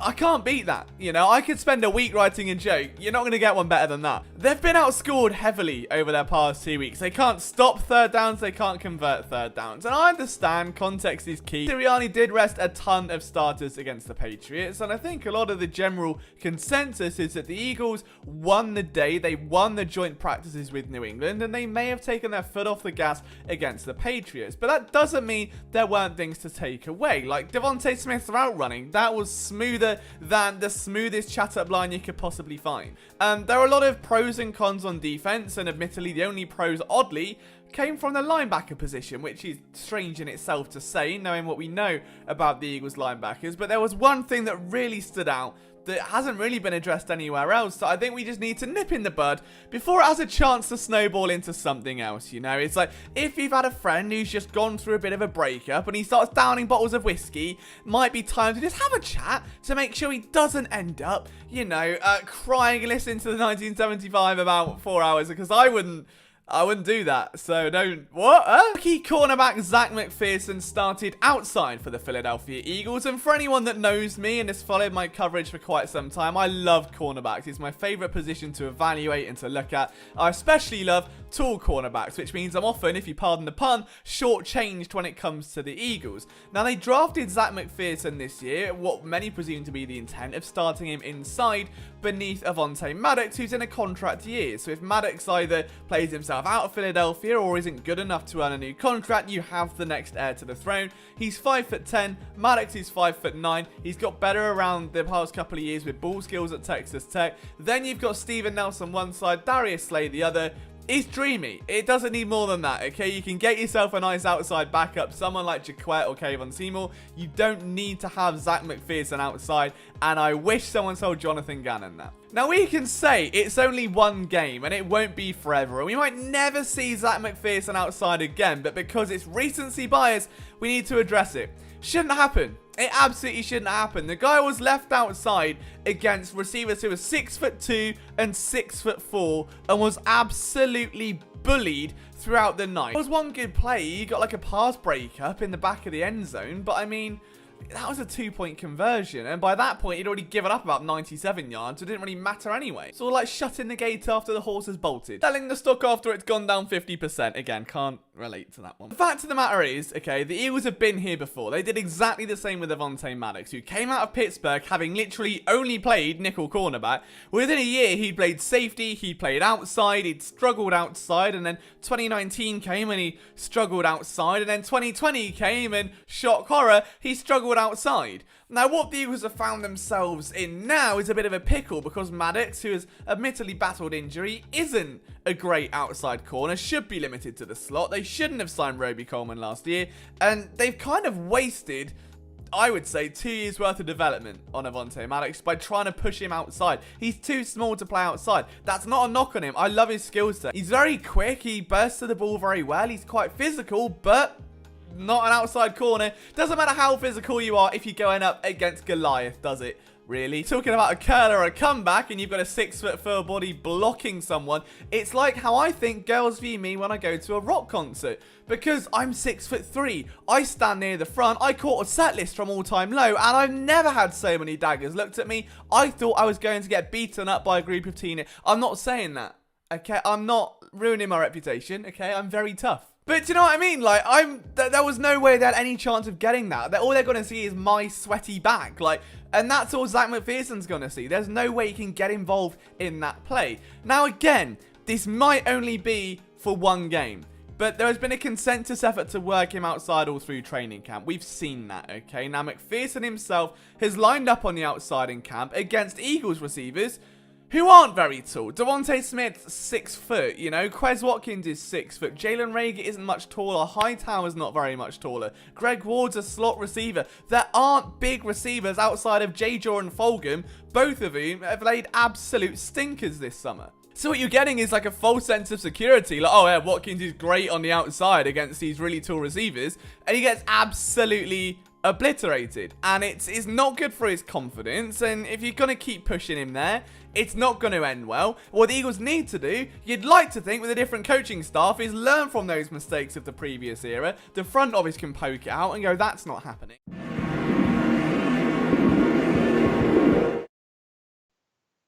Apologies there, boys, to cut you off midway. The second half has now officially started. So for those of you that were watching that, you can see the rest of the video. Watching Jets while being on a live stream. What, sorry, Nick? Oh, sorry, yeah, sorry. We got the PSN group. Hold on, what we will do. Fine. I muted there. I'm not sure what one I've pressed. There we go. That's the one we're after. Alright, so Jets are back on the field. I'm really bad with audio controls, boys. My apologies. Seeing some FIU's James Morgan, who oddly is a player that the Eagles were very much interested in last year. I mocked him to the Eagles on several occasions, so intrigued to see what he can do here for sure. Once you guys get there and we pick up the Wi-Fi, I'm going to go with you to get some of the... I forgot sparkling water and that got a bit different. Oopsie. Exactly. Okay, right. So let's see what this defense can do. Kayvon Seymour's on the field. This is not a drill. My guy, Kayvon Seymour, is on the field looking to make things happen. Here he comes. Get him, get him, get him, get him. Oh. Come on then, Kayvon Seymour. Correct. Here we come. I'm going to say hi and go straight to the internet company. Another sack for McGill, really? Oh, McGill's making the roster. McGill has got to be making the roster over Ridgeway at this point. I highly doubt it's going to be close. No, not yet. That's minuscule importance. I'm intrigued to see this now. McGill. Oh, it's nice. It's nice. Yeah, he's making the team. Got to be making the team. There's no way he doesn't. I just wanted to make sure she had it. Yeah, Morgan just didn't see it coming. Just off the stunt. See, that's a bit of an inventive look there from the defense. I like that. Can you bring like 2 or 3? Early fourth down. You can bring a roll. Just in case. This has been a much better showing. A much better showing from the Eagles. In comparison to last week, that didn't take much. Also, boys, just past 30 likes. MVPs, every single one of you. I love you very much, so never forget it. All right, now we get to see what Lord Nick Mullins is hiding up his sleeve. Are we going to see a Flacco-esque performance, or are we going to see a Mullins-esque performance? It's an excellent question, Dad. Only time will tell. Last week when I told her not to get them. Is he going to try and return the punt? Is that Mark and Michelle? Oh, Mark and Michelle. Mark and Michelle. Oh, he's running into traffic. Never mind. Shut up and deal with it. Damn it. That was close. Yeah, so yeah, I just need... Yeah, it probably could be. But hey, McGill's let you DT4 anyway, so it kind of balances out, I suppose, right? Yeah, perfect. Oh, I tell you what, I really do like its Under Armour commercial. I don't know if you guys can see it or not. Oh, it's Gatorade, never mind. Wrong one. Wrong commercial. Ignore me. Yeah, Dwayne Haskins threw a pick, or I think 2 picks. But yeah, this is a much more encouraging sign. I like what I saw from T.Y. McGill. Seymour looked nice in coverage in terms of positioning. You can see he was shading outside, looked good. I always seem to be drawn to him just from like a viewing perspective. Like hopefully that continues through the second half and he actually does something this time and can displace a Michael Jaquette, which shouldn't be too hard, or a Craig James or someone of that nature. Like I think he should easily be that corner they keep, you know. But realistically, if they're going to keep Josiah Scott, who's the guy that had the interception against the Patriots, the Steelers, I beg your pardon, then who knows? I think Scott's got that slot versatility, which the Eagles seem to crave at this point. So, and the thing is, he's under 6 foot. The Eagles don't seem to like corners over 6 foot tall. So there's that going for them as well. I'm back. Hello. Hey, Nick. There we go. Hello. I just heard the last point. The Eagles don't like drafting corners over 6 feet. Completely agree. And I will say the one outlier I think will be next year, because whatever happens with Steve Nelson, whatever happens with Darius Slay, if the team is as bad as I think they're going to be, even with the good flashes, I think the guy Stringley from LSU, the corner, I think he is the number one choice. I think he could be a number one pick. And if the Eagles have a chance to get him, they need to run up to the podium and say, this is our guy, and we're giving him a 40-year contract. Yeah, no, I agree. I fully agree. How was that tackle from Sipos? I hadn't seen it. I didn't see it. Did he make a special teams tackle? Oh, wow. Aaron Sipos, he punts, he kicks, he tackles. I'm impressed. Maybe I can get over Cam Johnson. Who knows? No Pro says, I hope the Eagles are holding back on what they're showing in preseason with Hurts and other starters. Yeah, I think they will. I mean, there's no way the offense is that vanilla, for sure. I think Sirianni was smart in that regard and wanted to keep a lot of it for joint practices, so I wouldn't worry that much. But I'm intrigued to see if Nick Mullins can actually move the chains this time. Travis Fulgham's on the field. Want to keep an eye on that. That was... Who is it? That's got to be Holyfield, isn't it, running the ball? I'm assuming that's Holyfield. Yeah. I will say one thing, just based off the last point from No Pro Sports. The first two games were very vanilla offensively. They have shown more scheme and concept-wise over this game so far to this point than we have seen the last 2 weeks. A lot more no huddle. RPOs have been very rich. The run schemes look a little bit more complex than just handoff right, handoff left. And I think Sirianni to this point has pretty much looked at the New England film and said, we're not competitive. Let's compete. So let's show a little bit of what we can do offensively, but not the whole thing. Because I think, especially in Indianapolis, you saw them use speed with guys like Paris Campbell, end arounds a lot. You saw, quick bubble screens to fast guys last year. And we haven't really seen that this preseason. And I think that is something that we are going to see in the near future. Just really quick, Mullins airmails a wheel route to Holyfield, who kind of was wide open and just didn't catch it. Oh, really, wow. Well, he's overthrown that a bit, though. I've just seen that on my screen. Like, you almost called that exactly as it happened on my screen. Mullins did get injured in San Francisco, so he had a shoulder injury, which is why they parted ways with him in the first place. But he was very up and down. And that was the thing. Like, there was that one season, like, it was his rookie year, or the first year he came in and ended up replacing Jimmy G for a bit. I'm pretty sure he led them to the playoffs. Or something. No. That was still Jimmy G. But the one thing with Mullins, if you guys remember last year when they played Philadelphia, he was the one that got benched for C.J. Beathard. Beathard I was thinking of. Yeah, my apologies. Yeah, Beathard has always been the one that Shanahan has liked, and I mean really liked. But at the it's more of the in 2017 in Shanahan's first year when Garoppolo got hurt. They ran with Beathard, and he played well, but the team was just bad around him, and they were rebuilding. And he's been a quality backup. With Mullins, he's got the better arm than Beathard, but just the offense just runs more freely with Beathard than it does Nick Mullins. And I think that's more of why Shanahan let him go, and keeping Beathard, and obviously drafting Trey Lance as well. Yeah. Oh, Trey Lance is going to be fun to watch. I'm excited to see what he can do. I got to be honest. I think it really very similar to Lamar. Like, people kind of forget when it comes to rookie quarterbacks, it's not based on the talent. It really is based on the situation that they're drafted in. And I don't think that gets talked about enough. Like, Sam Darnold coming out of college was just as talented as Josh Allen, but one got drafted by Adam Gase and the Jets, and the other got drafted under Sean McDermott and Brian Daboll. And tell me which one you think is going to develop better: the guy with a plethora of weapons and a good team around him, or the guy in a dysfunctional franchise. Lamar Jackson, I think, is a perfect example. Do you think if Lamar Jackson went to a team like the Jets or a team that's been really bad for a really long time, would be able to run a pro-style offense to perfection and be an MVP candidate?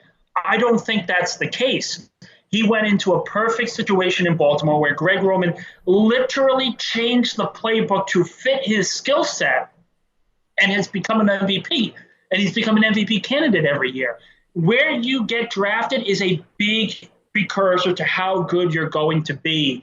And I really think that that's the setup where, like, another clear example, Archie Manning in the 70s, when he was drafted by the New Orleans Saints #1 overall, he was just as talented as Terry Bradshaw was when Terry Bradshaw got drafted to the Pittsburgh Steelers. Bradshaw's in the Hall of Fame. Archie Manning will never be. Why is that the case? Because the Pittsburgh Steelers ended up building a dynamic, one of the greatest dynasties in NFL history, when the New Orleans Saints absolutely bodied Archie Manning to the point where he couldn't play anymore. It really is where you get drafted. And going back to Trey Lance, he's in a perfect situation to get, to succeed, as opposed to some of these other places and other quarterbacks who aren't really, getting help. Sam Darnold is a perfect example. Let's say, Trey Lance starts off the season really well and Trevor Lawrence, sort of struggles in Jacksonville. Does that mean that Trey Lance was a better prospect than Trevor Lawrence?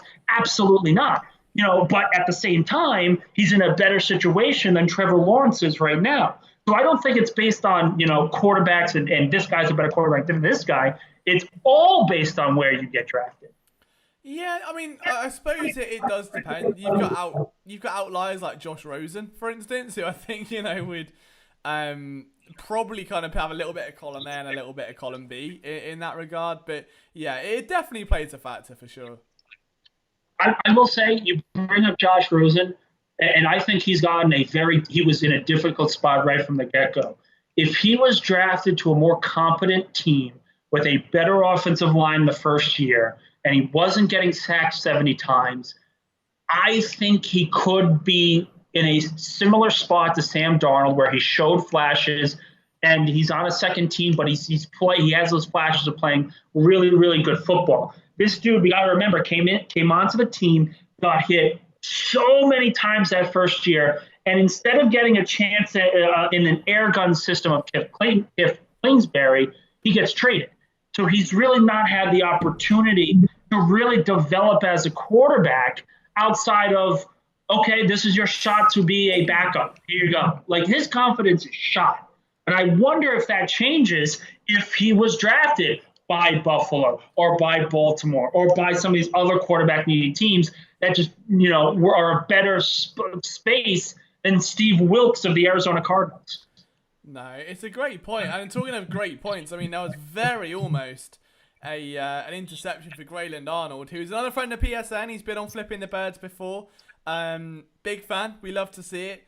Baylor, undrafted last year, can play corner and safety. There was a rumor the Eagles really wanted him to kind of step into that Rodney McLeod role. Hasn't quite happened yet. We'll see, what happens this season, but let's see what Seymour can do. He's been quiet. Oh, flag, never mind. Okay, that better not be a first down. Oh, is it in? Yeah, okay, fair enough. One thing that's being brought up, Flacco's touchdown pass to JJ. Gainwell had a very good block in pass protection on that rep. So clearly, as a rookie, he's going to have his positive and negatives in pass protection. But he clearly can do it.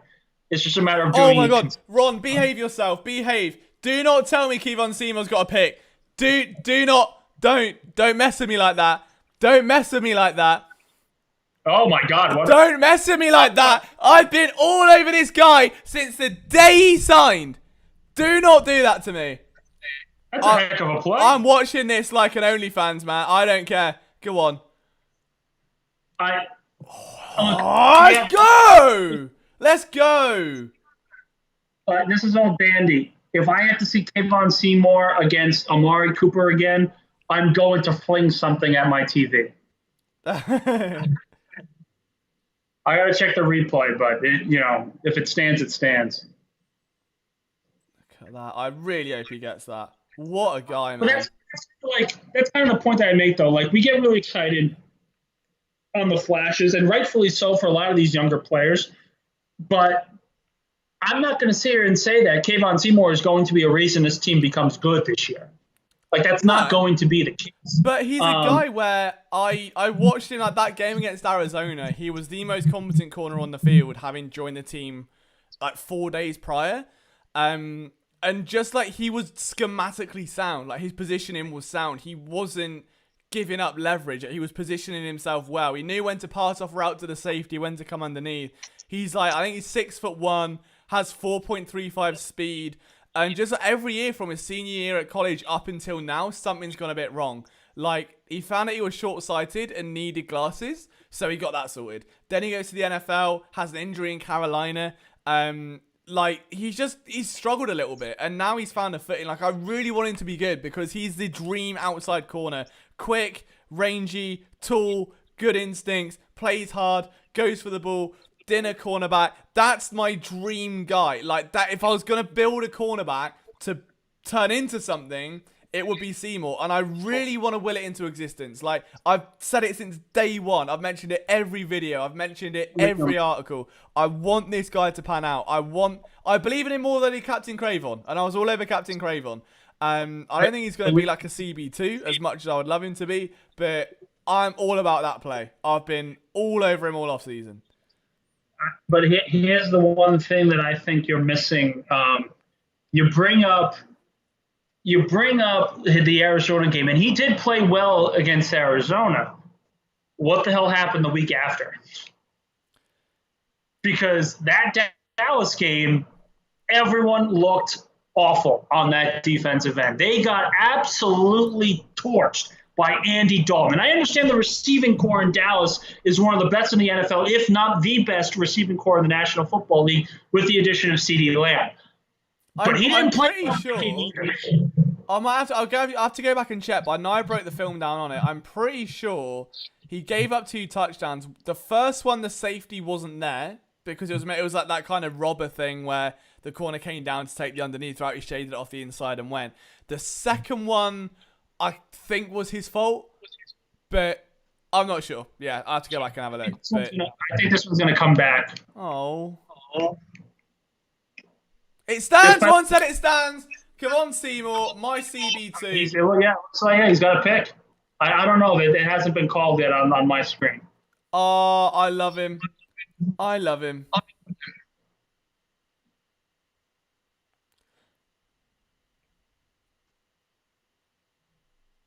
Where's that tweet? Hang on. Yeah, it stands. Holy shit. Good call, Ron K.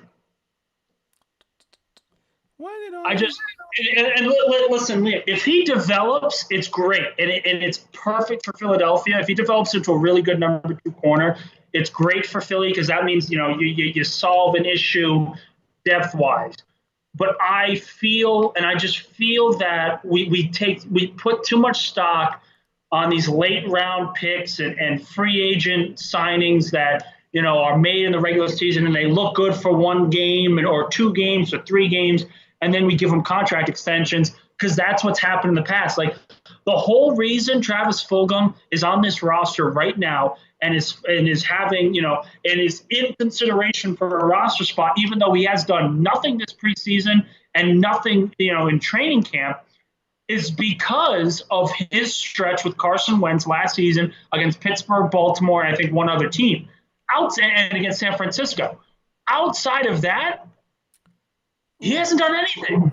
And you could say, well, it's because they mismanaged him with Alshon Jeffrey, and that's absolutely correct. But we also have to be fair to the point in saying that they picked him off a practice squad. They picked him up because they didn't have a receiver available because of injuries. This is the same type of case where I feel like we get too excited over different players just because of one highlight in a preseason game or one highlight or one good game in the regular season. We need to see consistent play. Also, Liam, to your man, John Hightower, first down catch on a 3rd and 4. I love it after all the argument. You're like, oh yeah, back to your guy. He's shown nothing with a few catches. Yeah, first down, third and 4. No, I love it. Now, the thing is with me and Kayvon Seymour, like, what was that? That sounded Elijah Holyfield, 15-yard run. Okay, I like that. Listen, I'll say this. I get why they have Jordan Howard, and I understand the purpose of having him on the roster. I would much rather develop and let Holyfield be the fourth back than Jordan Howard. Just because we already know what we got from Howard. Nice. He's very good at pass protection. He can be, a downhill runner if you need it. But I want the youth movement to come in. I want young guys who are hungry and are trying to do so many different things offensively. And I think Holyfield's one of them. These keeping a lot of these older players that were on the team in years past because they played well, in the stretch of games that they did, I just don't think it's a good idea. Nah, I feel you. I mean, that's the same sort of thing where I didn't want the Eagles to sign a CB2. I wanted it to be Seymour. But Holyfield is punching right now. I guess we can say that. He's showing a lot. But this is the thing. Right, I like that. But so that gain there, but he was so slow making that cut. And it was a big gaping hole. Like, you wouldn't have that at a starter level. That was the only thing that just jumped out there on the flag where there was a play. Also, the play there was a flag in where you wouldn't have that. Like, that hole was so big. He kind of was able to baby through it, but realistically, that wouldn't be there. Not to take away from him. Like, he's been looking good. But I agree with what Andrew's saying, that the second half of the last preseason game, I was just about to tweet something similar. This is for the real fans. Absolutely for the real fans. You want to watch those bottom of the roster guys who don't end up. And I remember the first tweet I made about Kevon Seymour, because I just searched it to see if I could do that little, look at me, I got it right thing. I remember some reporter, I can't remember who, I think it might have been Les Berry. I don't want to throw Les under a bus in case it wasn't. But it was a reporter said, who the heck is Kevon Seymour, when he ran out onto the field against the Cardinals? And I was like, it's your fucking job to cover the team. You should know who he is. Like, grow up. Your job is to cover the team. And I got so pissed off, and I went to watch the tape, and it happened to be the best diamond in the rough I'd found in ages. So, oh, who was that? Was that Holyfield? There's a lot of running back action here, isn't there, over the last 3 weeks? So that's the one consistent theme. It is like all running backs. They have an unusual amount of depth at running back, where I want to see pretty much all five backs play in some facet. Well, I think they will. They've just got to try and look at, they've got to find a regular pass protector first and foremost. They've got to find someone that can help on that front. Mullins down to Holyfield again. It's going to be 4th down and 6. Oh yeah, so I've just got a notification there that you get the Eagles get a field goal. I'll update the score, which means I have to update the image again as well, because that never goes well. 21, so it'll be 24-10. So the Eagles streak of never losing to the Jets. Oh no, that's 14-10. Taking 10 points away from them. Let's knock on wood there. We get the Jets this season. Yeah. Where are we? I think it's that one. No, that one. No, that one. That one. There we go. Fixed it. I don't know why my computer's so weird. Ron came with an interesting point. The depth players have regular season starts, and those are valuable. And I understand where he's coming from, specifically on the offensive line. As atrocious and as ridiculously amazing as last year was, where it was 16 combinations in 17 games or something like that, it is very challenging, and it offers film on some of these younger players that definitely need reps, and I think there's merit to that. But I also want to pump the brakes there and say, just because they have regular season depth and regular season experience doesn't mean that they're going to be able to go out there and perform. A lot of these guys, like if Andre Dillard goes out there to back up Jordan Mailata and he goes up against a defense, an edge rusher, the edge rusher is going to try to bull rush him all the time. And and Dillard has game reps, but that's not going to save him because he can't defend the bull rush. That's not, as much as game reps and regular season starts, help in a way of experience and calming nerves, it's all about execution. And just because, Nate Herbig or, some of these other guys have first, have starts on the first team doesn't mean they're going to be able to go in there and play at a high level. It just means that they know what to expect. It doesn't make it the same. Yeah, definitely. Yeah. So 1,000 yards for 3 straight years of some trade. Yeah, Jordan Howard's a weird one where he was very much in the same boat as Kerryon Johnson, having come off an injury. I don't know what the hell happened in Miami. Like, I tried to watch tape on it. It's just a night.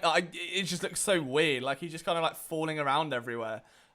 Is it injury related? Apparently, he didn't get on with the head coach too much, which I don't blame him. But I don't know. Like, is he fully healthy? Was it just a scheme misfit? Like, I don't know. There's only one way to find out, and that's kind of why they signed him here, I think. Like, it's cheap and cheerful. It's his third rodeo with the Eagles now. They know what they've got in him. But, yeah, hopefully he can kind of prove that he can get that form back that he had in 2019, because this is the other thing as well. Here's a little Eagles hypothetical. If Jordan Howard didn't go down with injury, Miles Sanders would not have broken out the way he did. Nowhere near. And in 2020, if 2020 became the baseline, we'd be looking at him in a very different light right now. Like, Jordan Howard was the lead back in 2019, had the hat-trick of touchdowns against Green Bay, was brilliant against the Bills. I'm pretty sure he was good against the Bears, his former team as well, like late into the season when he picked up the injury. There was a lot to like with Jordan Howard that season. And had it not been for that injury then, which gave Miles Sanders the platform, I don't know, man. Jordan Howard could have had a 1,000-yard season, like I reckon, or something very, very close to it. He was looking at a career high in yards per carry prior to the injury. It's just a nice little retrospective. Makes you think. Yeah, I get it. It just goes back to my point of I know what I'm getting out of Jordan Howard, and I kind of just this isn't the year to sit here and say, well, we're competing for a championship. And I think some Eagle fans, they need to come to terms. Like, we can be excited about, the possibilities of what can happen with this roster. But I also think there needs to be some knowledge in the fact and understanding that this team came off a 4-11-1 year. They play the Chiefs, the 49ers, the Buccaneers, the Cowboys, all playoff teams, all coming, playing within this first 5-game stretch. It's not far-fetched to see this team start out 0-5. It's not far-fetched. And yes, the season, is a little lighter down the stretch, and you have a lot of games that you can win with a weaker, talented team. But I think we need to acknowledge that if we're expecting them to make the playoffs, I don't think that's a fair assessment. We're looking for pieces of brightness from both Sirianni and Hurts and the overall offense to say, okay, we got something here. You saw that in 2016 with Wentz and Peterson. I think you're looking at the exact same thing. No one expected the Eagles in 2016 to make the playoffs after the abysmal 2015 season. And I think that has to be the same thought process going into 2021, because I don't see anything really happening, breaking our way, as good as Washington looks, as good as the Cowboys are offensively, and as improved as I think the Giants are going to be.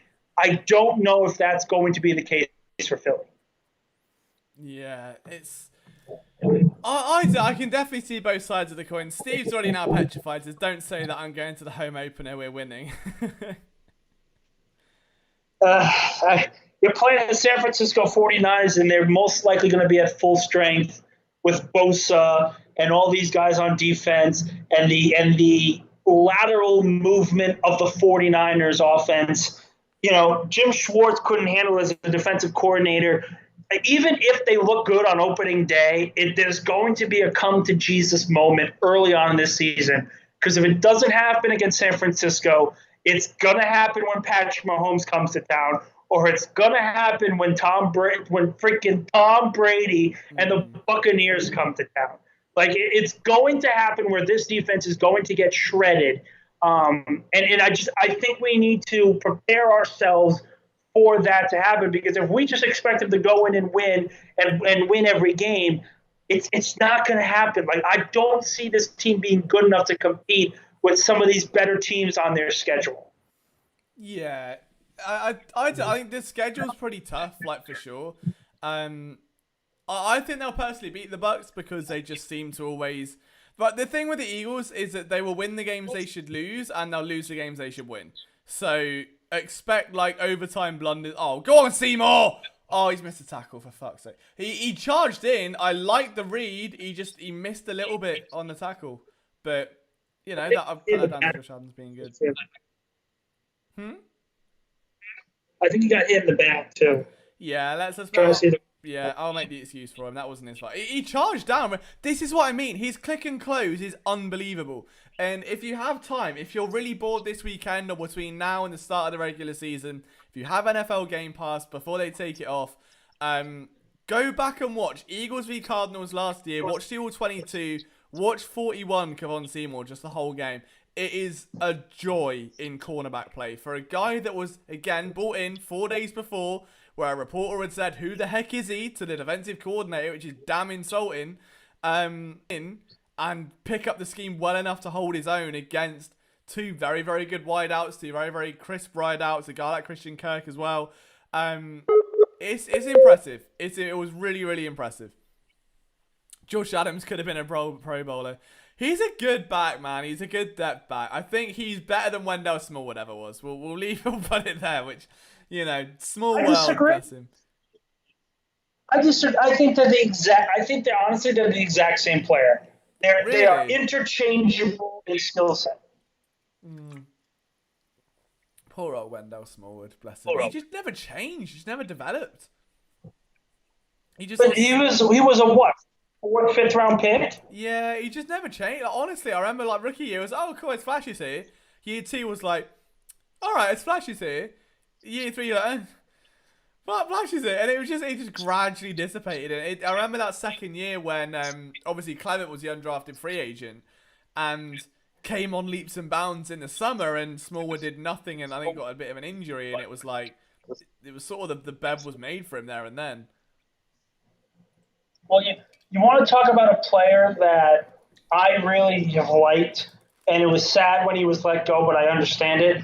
Corey Clement, as an undrafted rookie, what he was able to do in Philadelphia was extremely impressive. Yeah. To the point, like I say, Josh Adams, Wendell Smallwood, give me Corey Clement every single time, because he performed in big moments and performed consistently. Great game in 2018 against the Falcons, where he set up the lone one of the old touchdowns of the game. Yeah, I saw that run over. That's not good. Who just for Marcus. Got absolutely killed? Jesus. Who was that? Someone just got put on their ass. Oh my god. Was that Epps? Was that Marcus Epps? Oh, it was Andrew Adams, the safety. It looked like Epps. Yeah, I thought it was Epps. Graydon Arnold wasn't happy, but my word. Just going back to Corey Clement, like I loved watching him play. Like he was better than Smallwood and Adams combined. He did exactly what they needed him to do. And people forget, there was one receiver that had over 100 yards receiving in Super Bowl 52. It wasn't Alshon Jeffrey. It wasn't Aguilar. It wasn't even Hurts. It was Corey Clement. Yeah, I mean, that's the thing. He'll always have that. It just sucks that he had like an injury then and he struggled and he just gradually... That's the thing with running backs, is that it can be so... That flame can burn out so quick. Like there are very, very few Derrick Henrys in the world and Alvin Kamara's in the world and Ezekiel Elliott's. And it's very easy like to fall in love with running backs, and I think DeMarco Murray's a really good example. You remember how great he was for that, few years, and out of nowhere, just poof, shit, gone. And it was that was it, gone. Within the space of the Eagles and the Titans, dead. Nothing there left. And it happens so often. He had a good year with a couple of years with the Titans. That was before they made Henry the number one back. But I will say, you want a hot take this upcoming season, I'll give you a hot take. Derrick Henry will struggle this season, and I will say He'll get to 1,000 yards, but there will be such a steep drop off from last season's 2,000-yard year. He is not going to have a good year this year, and I think this is the year he has the downward spiral. Is that just because of the offensive line, or is that just because the defenses are going to scheme so much to stop him? Or I like to call myself an NFL historian. Look at the numbers of 2,000-yard rushers and look at the discrepancy of yards gained the year after for each said running back. Even Barry Sanders. Barry Sanders had a good year when he rushed for 2,000. Obviously, was great, Hall of Fame running back. Great year 20 in his 2,000-yard season. The next year, I think he had close to like 600, 700 yards less than his 2,000-yard season. The drop-off always happens, and it is absolutely coming for Derrick Henry. Question is, for the stocks among us, I'm not sure if that was that Wall Street Bets guy was still here, but do we buy the dip on Derrick Henry would be the question. The Jets score a touchdown. So it's now 24-16. Now, there was a bet, for anyone that follows my Twitter, that I said, if you can guess the score correctly, you're allowed to send one tweet from my profile within reason, nothing like racist or sexist or horrible. Someone said 24-17, and that all of a sudden is looking very, very likeable. And I'm not sure how I feel about that. Oh, no. Oh, I give that about 2 minutes before someone tweets me about it as well. Oh heavens, this could be interesting. I'm assuming they've made the extra kick, right? I'm just gonna. Yeah, he just made it. Okay, I know I updated the score a bit prematurely. Did I? Where was it?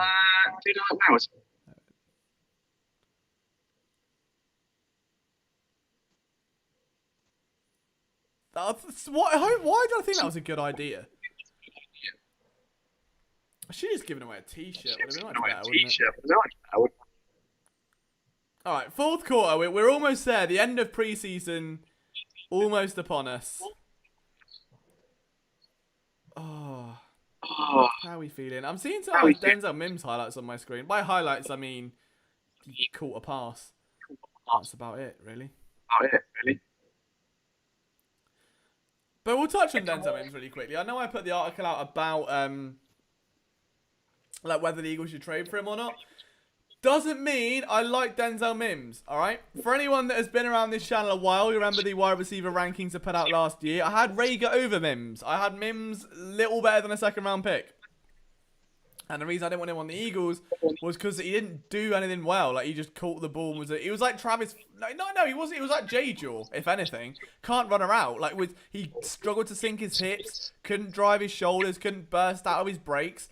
And at the NFL, that was going to cost him. And I thought coming to an Eagles team who had ruined wide receivers up to that point would be suicide. It would make no sense drafting him whatsoever. So I was like, let him go somewhere where there's a strong foundation. He won't be forced to be WR1 right away. Let him learn under a coach. That hasn't happened. He's now fallen out of favour in New York within a year. I'm happy that I got that call right. But we're now seeing the flip side where I think there could be upside with Mims in a trade because he is very young. And I think there is, if you can get him to break out of his routes, if you can teach him how to drive that energy round. You look at what Aaron Moorhead's done with Quez Watkins, I'd be like, give him Mims. Give him a tall, big-bodied receiver if you don't trust J-Jaw or Fulgham. Only if then you go after him. It's another young receiver. He'll be cheap for a few years. Shake Derek Barnett. Cash him while you can. Get an extra pick. Be done with it. That's where I'm at on that. So for anyone that was wondering, I know we mentioned it very briefly earlier in the stream. Josh Adams and Raheem Mostert. Why do we know a practice squad if we kick running backs? I mean, Raheem Mostert's story is so inspiring anyway. Like, I think it took so long to eventually come to fruition. It makes it that much better. But yeah, no, the streets will never forget Raheem Mostert's iconic preseason with the Eagles. Where didn't he lead the preseason in like rushing yardage? I think. Yeah, I do want to bring up one comment that I love, and I have the story for it, Liam. Okay. If you don't mind. Yeah, sure. Andrew Wolfold saying, I hate Henry. I don't know why. Talking about Derrick Henry. But I just hate the guy. I'm going to talk to a psychologist to get some counseling because it's becoming a problem.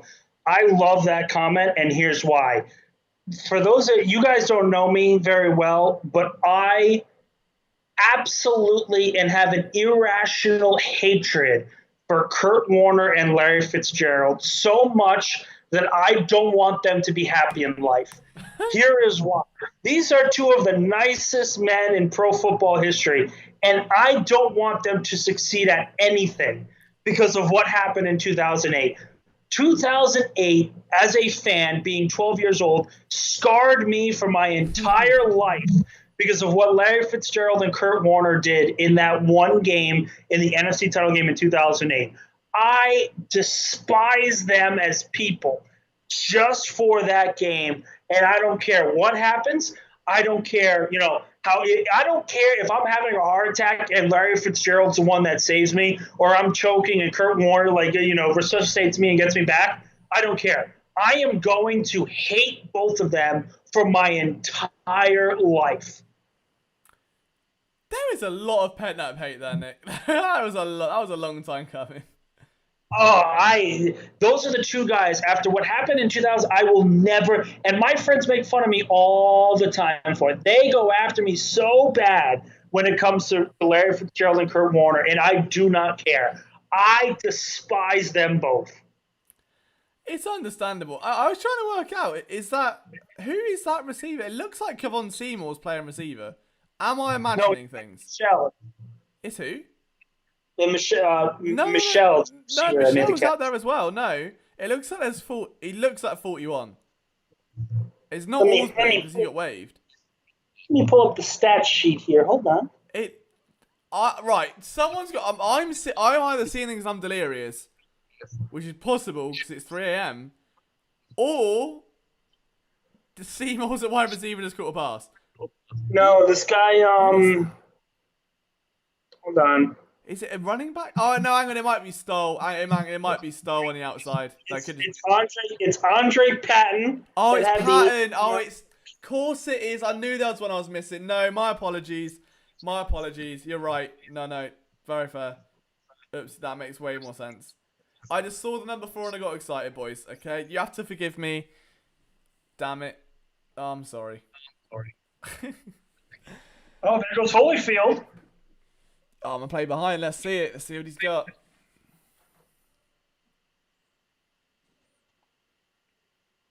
I'm pretty sure someone's being beaten up outside my office. Holy penalty. Kind of want to have a look. Kind of want to pretend they don't exist. That doesn't sound fun. Oh, well. I'll go with pretending I don't exist. We'll go with that. Drew Johnson, 2008 was tough, but you need to see a psychiatrist. You know what? I agree. I should probably go see a psychiatrist. However, counterpoint, if they win that game, I don't need to see a psychiatrist. I live with a family of Steeler fans. So I had to watch them win arguably the greatest Super Bowl game of all time in my house with a bunch of Steeler fans against the Cardinals.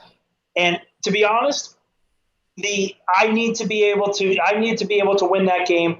I wanted to see McNabb, Dawkins, and Westbrook win a Super Bowl just once, and we never got that opportunity. That was obviously the last try.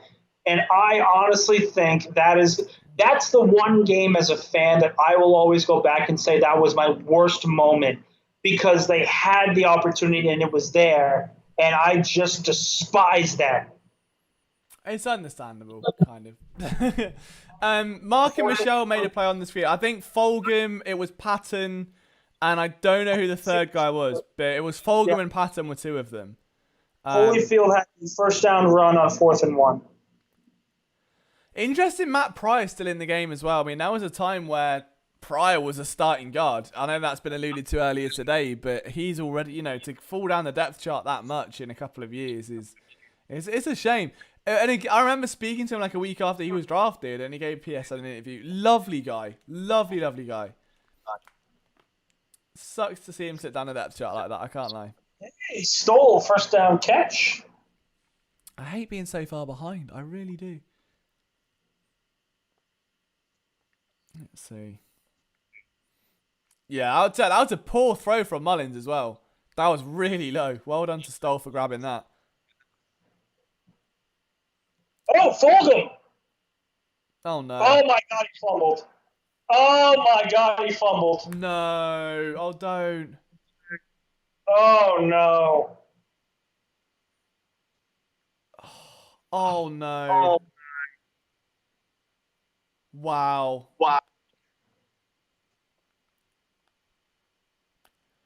That might, I've just tweeted, that might be the most heartbreaking plot twist imaginable. Like, to make that kind of catch, you know he wanted the score. You could see the pressure there to kind of fall backwards and make a concentration error like that. That hurts. Like, oh, man. Damn. He can't make the roster after that.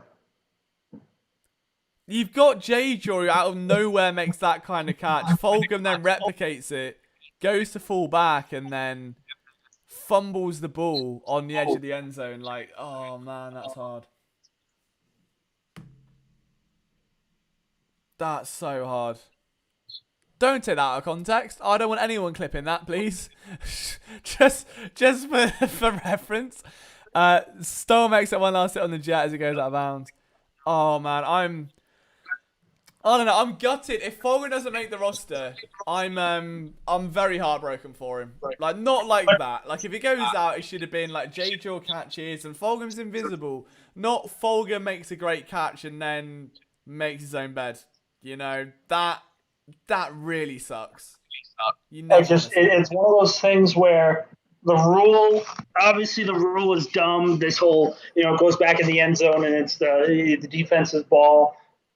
But if you look at it from a perspective of, it seems that Fulgham, JJ, and Greg Ward are all equal in terms of what they've shown in training camp practices and in the joint squad scrimmages. But this is when you go to the game film and say, okay, who's produced? JJ produced today. As much as Greg Ward's drop has hurt him, he's still produced in some facet. I don't see an argument for keeping Fulgham other than what he did with Carson Wentz against the Pittsburgh Steelers. Yeah. Might be able to get Fulgham. I don't know. I feel like if you waive J-Jaw, he should clear waivers. That's the thing. Fulgham does have now a body of work in the regular season where all it takes is someone like the Steelers who are trying to get rid of James Washington to have seen that happen against them and gone, yeah, we'll take a flyer on him. You know, or any of the teams he ended up bullying that season, just to go, yeah, why not? We can bring him on. That's the issue you've got with Fulgham. J-Jaw hasn't done that, and as a result, should slip through waivers relatively unscathed. And that might be the strategy they use, but I don't know. That's heartbreaking. Here's why I disagree with that thought process. Because yes, he showed flashes last season, but he also got shut down almost immediately afterward. I don't think there's going to be many teams out there that are going to be taking a flyer out on him because they're basically going to say, okay, this is an older, younger player. He's not, 21, 22. And he clearly, peaked in those two games, had those two flashes, and that was it. I don't think there's going to be many teams taking a flyer out on him as you think, only because there's so many teams that already had him on their practice squad already. There's not going to be many teams that are going to sit there and oh, yeah, we know what he's like, and we're going to keep him on the practice squad. If anything, it's going to be, yeah, we know what he's like. We don't need to see any more of it. Yeah, I don't know. It's tricky. Like, if I was Harry Roseman, I would waive the one with less exposure, and I feel like the one with less exposure would be J-Jaw. Also just tweeted the video of Gandalf dying in Lord of the Rings and was like, just Eagles fans watching that play. Just absolutely gut-wrenching. Because everyone wants him to do well. It's not like it's if J-Jaw says, oh wow, no one saw that coming, that's shocking. Everyone knows how good Fulgham can be and they want to see him get back to that level. And the fact that he isn't, and then he gets so close and that happens, it's absolutely devastating. Is Seaver on the field? I don't think he is. As James Morgan misplaces another pass. I will say one injury update. Patrick Johnson expected to return with a shoulder injury. Kayvon Seymour is being evaluated for a head injury. Oh, no. All right, stash him on IR. Stash him. That's smart. That's smart by the Eagles. Stash him on IR. Yes. Oh, his head hurts because he's so clever. That's what it is. Stash him on IR. That's what I say. Genius. Big brain. But that means we now have more Michael Jaquette. Lovely, lovely, lovely. He's got some making up to do, Michael Jaquette. Oh, James Morgan there. Oh, that should have been a hold on Matt Leo, surely. Oh, what a play! All right. Was that? I think that was rookie Jacoby Stevens there. Yes, it was. Yeah, I like that. That was huge. Also, it did take 4 quarters for the first yawn to kick in. So, there you are. For anyone that was keeping track. I think that's the latest one we've had. So the body clock gradually getting ruined just in time for football. Things we truly love to see. Filming this week. There should be one later this week on Jalen Hurts. That's the plan. Yeah, I want to have one on Hurts' rookie year and what we can expect in year 2. That's the plan. I was going to start this weekend, but I've got some personal things happening through Monday. So we're back on Tuesday. But yeah, I wanted to get loads up on this year's prospects, and then this year I just needed to take a bit of a breather from daily YouTube stuff, because that was a point, like I said in the video, man, I was doing like a YouTube video, a Twitch stream, like 3 articles, all the work stuff. Like, I just burnt myself out. And on top of a few other little life changes and stuff, just had to get away for a little bit. So trying to keep more of a balance this time around. So there'll be like less content, but hopefully more better content. As opposed to stuff I wasn't particularly proud of, and I was just doing it because I felt like I had to get it out for you. So I'd rather put our best foot forward. There'll be some stuff coming out. And yeah, Jalen Hurts film room coming next week. And then after that, we'll see. We'll see what we can do. I'll shake some things up for you. But yeah, especially when the roster cuts come down. Maybe a 53-man roster projection, something like that, ahead of next Tuesday. I almost thought that was like Todd Harriman's for a second then, like number 63. Oh, a flashback that would have been. But yeah, I got you boys. Don't you worry. There'll be plenty of content coming. I will say, Andrew Walford again comes down to Hightower of Fulgham. It could be hard, but he thinks Whiteside is a bust. Look, I'll say this: I don't think there is anyone who thinks that J.J. Arcega-Whiteside is not a bust. He is absolutely a bust for what he's been doing since he was drafted by the Philadelphia Eagles. And no matter what happens this year, he's not going to start right away in Philadelphia when the season starts. And that is absolutely an indictment on Howie Roseman and his drafting capabilities over the last 5-10 years. He does not draft well, and he's had a very poor draft record all the way throughout. And the simple fact that, there's only one Pro Bowl player drafted by Philadelphia in the last decade, and it being Carson Wentz, is clearly an indictment on Howie Roseman as a general manager. But at the same time, you have to go based on what you're seeing, the eye test of what you've seen in training camp and in preseason. The receivers in the second and third team haven't really done much, so today was a big day to see who makes the roster. JJ made the play, Fulgham did not. And to me, that is all I need to see to say, okay, the 6th wide receiver, the final wide receiver spot, has to go to JJ because he made one play that Fulgham didn't. Yeah, I'd agree with that. It's really hard. I think what Ron makes is a really good point as well, saying that Hightower doesn't do anything Smith, Rager, or Watkins can't. And last year that was different because what Hightower did do, what Watkins didn't, was run incredibly crisp routes. And in my opinion, I think he's still the second best route runner on the team, not the second best receiver. Now Quez Watkins has a route tree and it's dangerous. You're right, yeah. He is sort of in a bit of no man's land right now. Like, there is nothing outstanding that he does that isn't being provided by one of those guys. However, what he does have over someone, let's say, like Greg Ward, is that because his skill set is so close to that of Watkins and so close to that of Rager, if one of them goes down, that's an instant injection. He gives you what you're losing instantly. So you can make the case based on that in the role that he's in, he's not going to start. If you want a depth receiver, you want to nullify what your starters lose if you lose one of them. And I think Hightower will do a good job of that. So that will be my defense for him. I don't think that's going to keep him on the roster necessarily. But I do think that is something at least worth considering for the GM when having that conversation. But, I mean, that's where someone like Greg Ward would lose out. Because at least JJ or Fulgham is the big body. And they've both got those arguments. Whereas Greg Ward doesn't really have anything outstanding. Like, Greg Ward is a jack-of-all-trades, master of none, who has a floor of a solid starting slot receiver in the NFL. If the Eagles want a specific niche of a slot receiver, that's when they'll look to Watkins, or they'll move Rager inside, or they'll explore a Hightower. And that's what I think would burn the wick there for Greg Ward. No, I get that. And I think the receiver position battle is a little bit more up in the air because, as opposed to like the left tackle position, because the left tackle position is pretty much was won before training camp even really kicked off, because Mailata had such a good offseason and clearly was the number one left tackle. But the receiving position is different because Quez Watkins clearly developed and has clearly improved to the point that he's going to be in the starting rotation with Rager and Devontae Smith. But then in the second comparison, Liam, you brought it up with, the receivers do things that you need to provide something that other receivers on the team can't.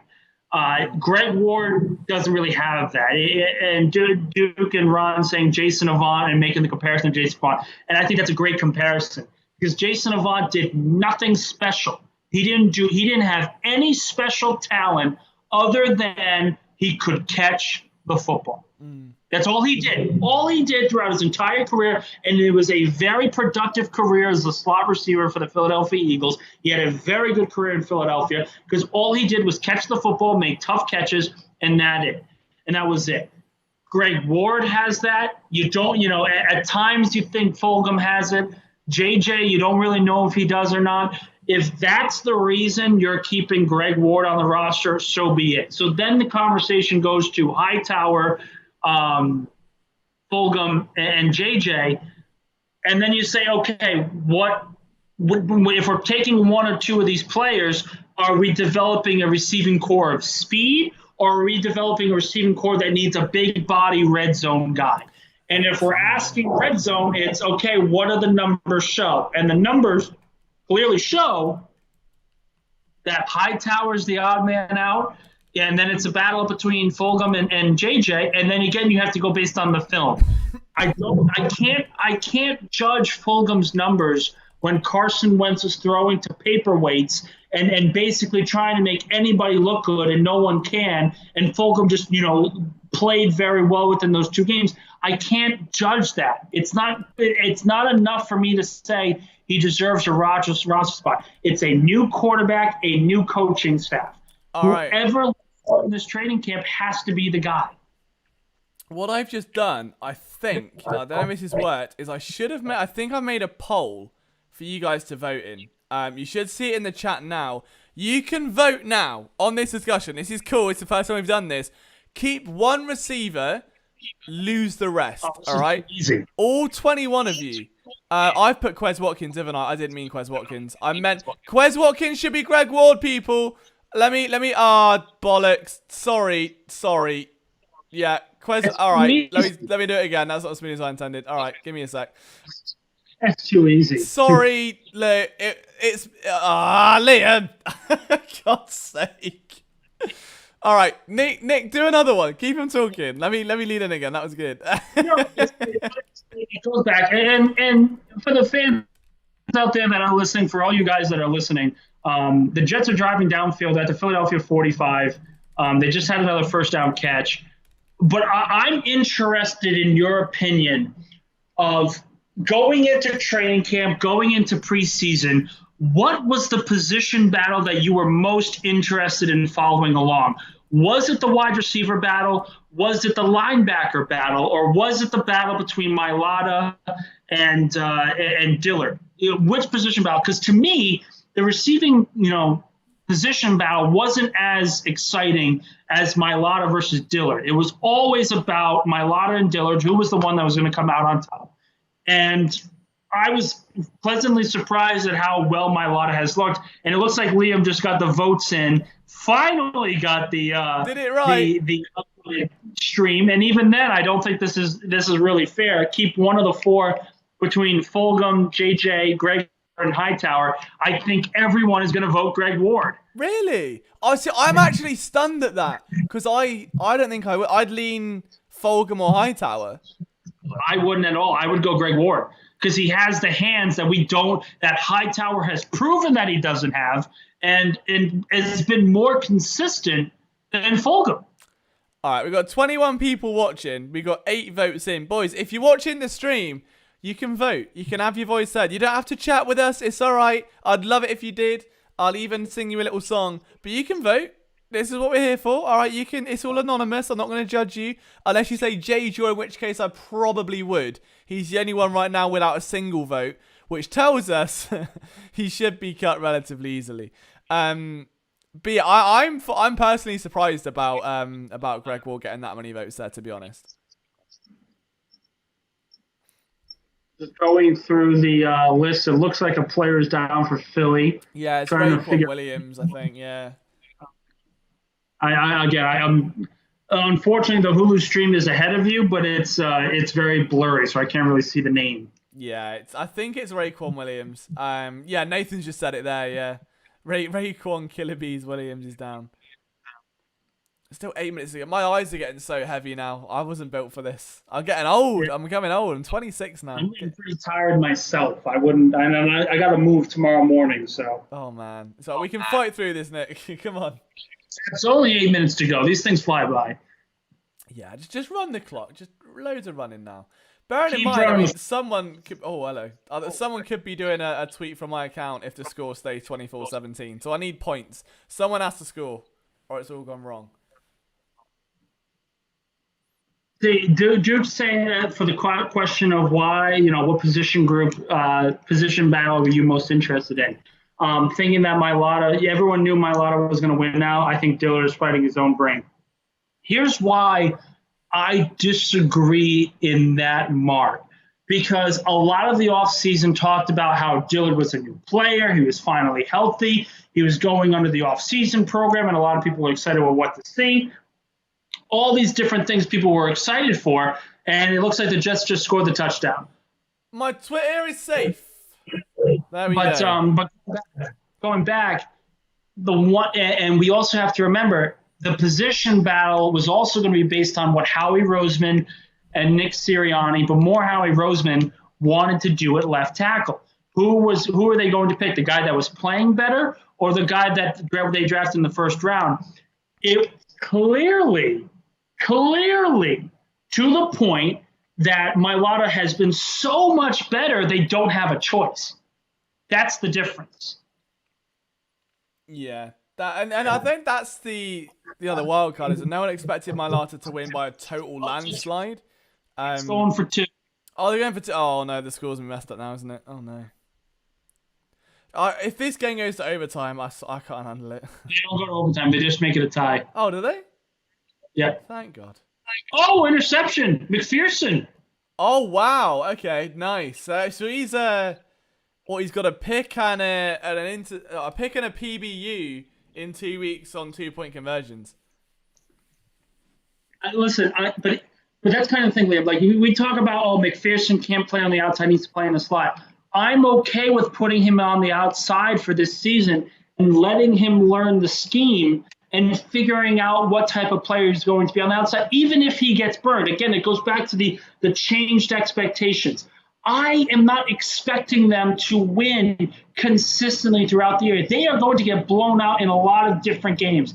I'm looking for competitiveness, and I'm looking to see what kind of player he is. If he struggles, how does he react to that? I want to see that. I need to see that from a rookie corner because it's going to be bad sometimes. But if he comes back, one play gets a pass breakup, one play gets an interception, I think that's huge for his development because then next year they say, okay, he needs to go to the slot. We'll put him in the slot from now on. Yeah, I mean, so with regards to who got the touchdown, it was like is it Yaboa? I'm pretty sure he's a rookie, either this year or last year. I want to say he was undrafted. I can't remember, but I remember watching tape on him. I can't. Is it Auburn? Who the hell did he play for? Let me have a look. I'm really intrigued now. Yeah, Jets. He was. Oh, I can't even spell properly because I am very tired. This post-game article is going to be fun. Yeah, so he was out of. That's why. So he did play for Temple and he went to Ole Miss. That'll be why. I think I'd have been an NCAA 14 save actually. Yeah, he was undrafted this year. Yeah, that was it. He was undrafted. Used to play for Temple for a few years and then moved to Ole Miss.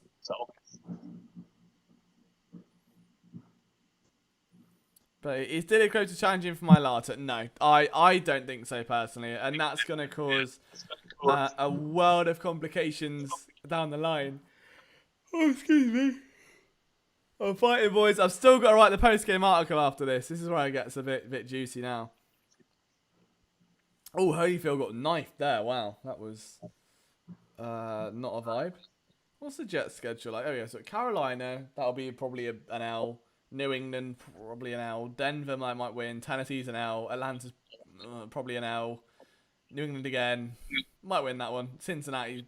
The Jets v. the Bengals might be the most awful matchup you can possibly imagine. I can't think of any worse than that. Jacksonville and the Jets might do it. Yeah, but at least the Jags have like Trevor Lawrence and, you know, who might not get killed the whole time. Oh, no, that Jags offensive, I don't know if you saw that against the Saints. That Jags O-line looks horrendous. No, I haven't watched any Jags preseason games, to be fair. 3rd and 8. I don't think it's going to be I think Lawrence is not going to look as good as some of these other quarterbacks coming in later on in the year. But he's clearly the number one pick. I think he was actually a better prospect coming out than Andrew Luck. That's how good and high a degree that I hold him in. Wow, that's very high praise. Oh God! Oh my God! Mullins has been killed. Was that a pick? It was. Yeah, Yeah. pick. Wow. Jesus, what a hit! That was huge. Yeah, Mullins is tough. Yeah, we'll give him some credit. He stood in there and took a monumental hit.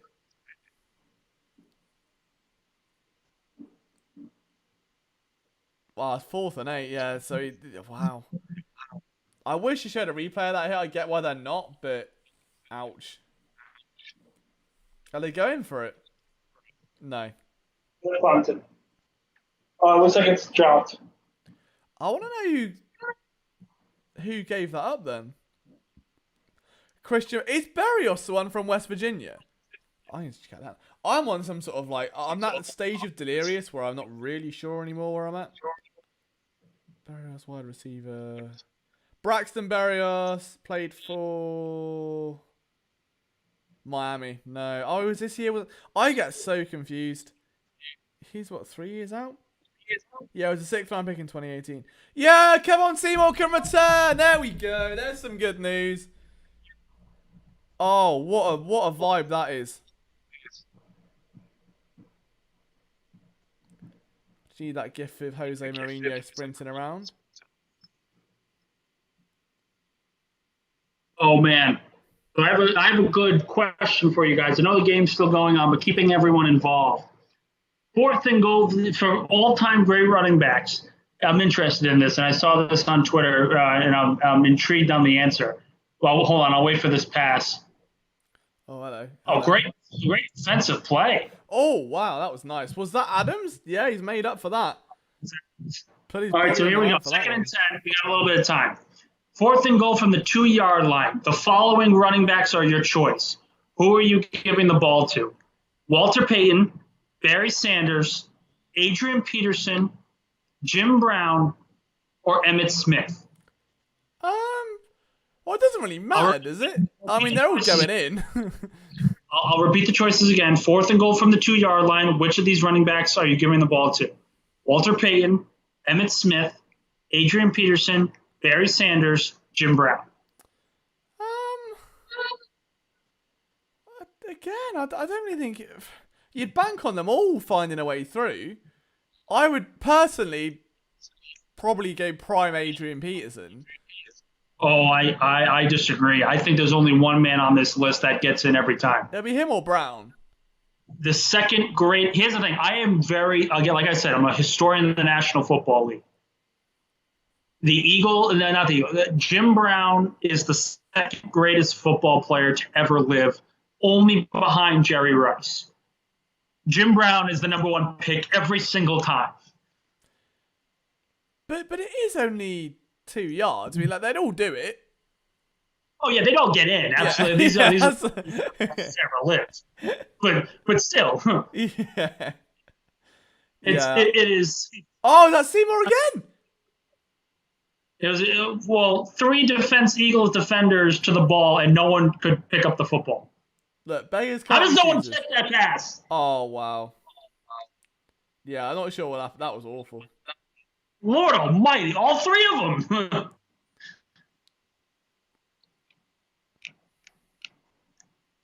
I'm seeing a lot of give it to the fridge, give it to the fridge. You mean to tell me that if you had a choice between Refrigerator Perry or Jim Brown, you would take the fridge? Always take that. To me, that is an absolute fallacy. It is Jim Brown every time. I think it's Jim Brown for every single running scenario in football, unless you put in Barry Sanders for maybe a 3rd and 8 draw play. Maybe. It's Jim Brown. I choose Michael Jaquette. And I'll just say, you want another hot take? I'll give you another hot take. Because I'm full of these right now and I'm fired up. Jim Brown, second greatest player of all NFL player in all time. The second greatest quarterback of all time after, obviously, Brady. But I actually thought this quarterback was the second greatest quarterback and the greatest quarterback of all time until Brady won the Super Bowl against Atlanta and made the comeback. Johnny Unitas is the second greatest quarterback of all time, above Montana, above Marino, above all these other quarterbacks. Look up Unitas' numbers throughout his career in the 50s, 60s, and 70s. He is, without a doubt, the second greatest quarterback of all time, and it's not even close. Yeah, I won't be able to debate it. I know. So I love how Andrew's absolutely stunned about Nick's knowledge, and he's like, "How do you know anything?" I mean, Nick is an absolute Wikipedia of NFL knowledge. And we look for certain types of people with do you know what's crazy? Right, I get confused with how old Nick is as well, because he sounds so professional and he has so much knowledge and his life's all in order and very lovely. And I'm pretty sure you're 25. 24. He's 2 years younger than me, right? I've not seen Jim Brown play. And you got to see the highlights, man. It is an unbelievable. Think of it this way: he had 12,000 yards rushing in 8 seasons. If he plays to the extent that Emmitt Smith did, he has over 20,000 yards rushing, and that's just based on the averages alone. Mm. Yeah, he does. Honestly, no, Nick is unbelievable. He just pulls stuff out. The only player I can do things like that for is Sam Bradford, and that says a lot. Nick does that for anyone, and it's very, very impressive. He's for anyone that watches the Sixers content, he's like Sean Bernard, but on speed. It's crazy to watch. I'll have to watch. I'll do that tomorrow. Doug, and I'll let you know next video or next stream, and I'll let you know my thoughts. I'm sure I'll be very impressed, but yeah, Nick is we're very proud to have Nick as part of PSN. Yeah, it's for the people saying that I have a very pro voice. I've been in radio for 7 years of my career, and I'm trying to get back into it as quick as possible. So if any of you have a line to any of the main radio gigs in Philadelphia or even New York, give a shout. Let them know, because I am trying to find a radio gig again. Yeah, definitely will. And if not, at least there's going to be a strong podcast on the way soon. Absolutely. Duke saying it's literally like watching the most graceful football player you've ever seen run. I agree with that in parts because there's only one player in NFL history that I would say runs more gracefully than Jim Brown, and that's Jerry Rice. Think of it this way. Steve Largent, when he played in Seattle, owned like every receiving record and like was really good and a Hall of Fame player and like fantastic and all that kind of stuff. Then Jerry Rice came into the picture, and in the first decade of his career, owned every single record, and then he played another 15 years. Like Larry Fitzgerald is second in catches, yards, and touchdowns, and he's like 6,000 yards behind Rice, like 400 catches behind Rice, and like 80 touchdowns behind Jerry Rice. Like every record is Jerry Rice's. And like that is to the extent, like that is why Rice is the greatest football player of all time. And it's not even close because he owns every receiving record. He owns every record known to receiving. And like it's unfathomable. Like his greatest year in 1987 was when the strike shortened season happened. They only played like 12 games. And this dude had 21 touchdowns. This dude had 21 touchdowns in a 12-game season. Like, think how insane that is. Like, Randy Moss beat the single-season touchdown record, and if Rice plays a full 16 games, he probably gets to 30. Crazy. Absolutely crazy. And so's Nick's knowledge. And Angie says, Nick, stick with PSN and you'll blow up. That's our hope. I mean, it's got to a point now. I know we're at the end of, the broadcast almost, so we can get a little bit, off topic, I suppose. We've got the main takeaways. I think the best and the worst part about running PSN for me is watching people get gigs, elsewhere and move on. And, when people are so talented that the second they join, they won't be around forever because they're going to get poached by a bigger outlet or something. And we've had a few. For anyone that is, again, reads PSN content, David Esser is now a full-time sports writer. Jay Smoot has picked up a full-time gig. And there have been a couple other guys along the way who've gone to either start their own thing or pick up a job. And we were very, very lucky to have someone like Nick work with us who has an abundance of radio experience behind him. I'm sure he's going to have an abundance in the future. I have the same feeling with Nick. I know one day I'm going to get a phone call. He's like, Liam, I've got a job somewhere. That means I can't do PSN. And I'll cry and I'll be sad. But at the same time, you've played a tiny little part in facilitating that and just being able to watch it grow. And that's the big thing for me. So I will say, Liam, I'm a very loyal person. So, even with the job, I'd want to stick around in some capacity. But it's also finding a job as well. I'll cry down the phone otherwise. But nah, it's amazing, man. I know. How long you've been with us? What, 3 years? 2 years now. 2 years? No, wait, 2 years. Yeah, I got it at the end of the 2019 season. Yeah, 3 years. Time flies, you're having fun. I see Tati. I appreciate you, I really do, man. Thank you. I try. It's a long process. It's one I take great pride in. I know I'm a pain for it, and I never reply to emails and stuff, as I'm sure Nick will tell you. But it works in the end, we find the right people. When's the next Road to 100 video dropping? Honestly, when I record, I've been out a lot. What happened was there was a stint where, so I don't know what it's like in America, but with COVID here at the moment, there is a bit of an issue where, so we have an app where if we go to a restaurant and check in, if someone else from that restaurant then gets COVID, we all get notifications to self-isolate for 14 days. I had that 3 times in the space of a month and a half. Then my best friend got COVID and I saw him the day before. So I had to self-isolate again. And before you know it, it's 2 months off. And the times I've gone out, I've been with friends, so I haven't really been able to take a camera with me. So as soon as I get to go out on my own, take a camera and a tripod and film stuff, it's coming. Unfortunately, it hasn't been as consistent as I would have liked. Now this channel's been more consistent. But it's coming. I promise that there'll be some content on the way at some point on the golf channel for anyone that does like that. Shouts to Mark for actually watching it. I massively appreciate that, man. Thank you. It was Liam. Let me bring this up really quick. Drew Johnson, OJ Simpson was amazing too. Here's a trivia question for Eagle fans everywhere. OJ Simpson was drafted in 1969. In the famous year when the Eagles fans threw snowballs at Santa Claus.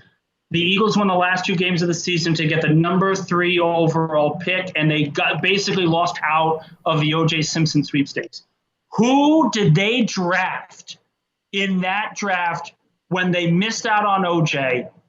in that particular one, in the 1969 draft? Anything I say is going to be so wrong. Like, I wouldn't even know where to start. It's either someone really good or really bad. I don't know what end of the spectrum to trust here. And the funny thing is, as bad a pick as that was, it's even worse when you realize who was drafted right after. Well, we'll see if anyone gets it. Andrew's been a subscriber for 3 seasons. Andrew Wolford appreciation tweet as well. And Duck. Duck's been with us for quite some time now as well. Probably George? Nope, it's not. Nathan, not Jaws. Ron Jaworski was acquired in a trade with the Rams. It's mental. Your knowledge is... He's just showing off now, isn't he? He's done that thing at the end of the draft where they go and they name a random player to see if the analysts know who it is. He's 100% milking this spotlight. I'm all for it. So I'll give the answer for you guys waiting on it. The answer in 1969 was Leroy Keys. Now, why is that significant? Because, again, that was a running back they drafted in 69 when they won the last 2 games of the season to miss out on O.J. Simpson.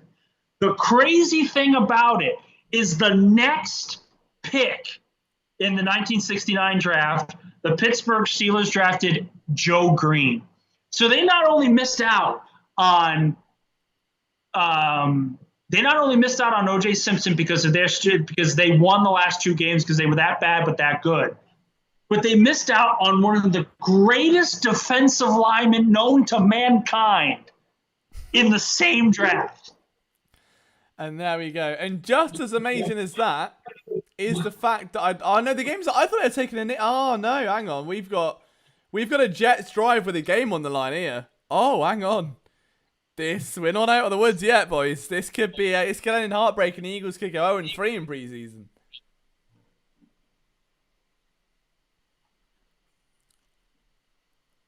I'd say Aaron Tipos has been. Oh, has he just pulled up? Oh, don't say that. Oh no, that'll like a bit of a hammy. With Sipos, the one thing, and even the Eagle announcers on radio where we're saying that as well. He's got the distance in his punt. His punts are really good, but the hang time around them isn't. I think the average, it's very low average distance in total hang time.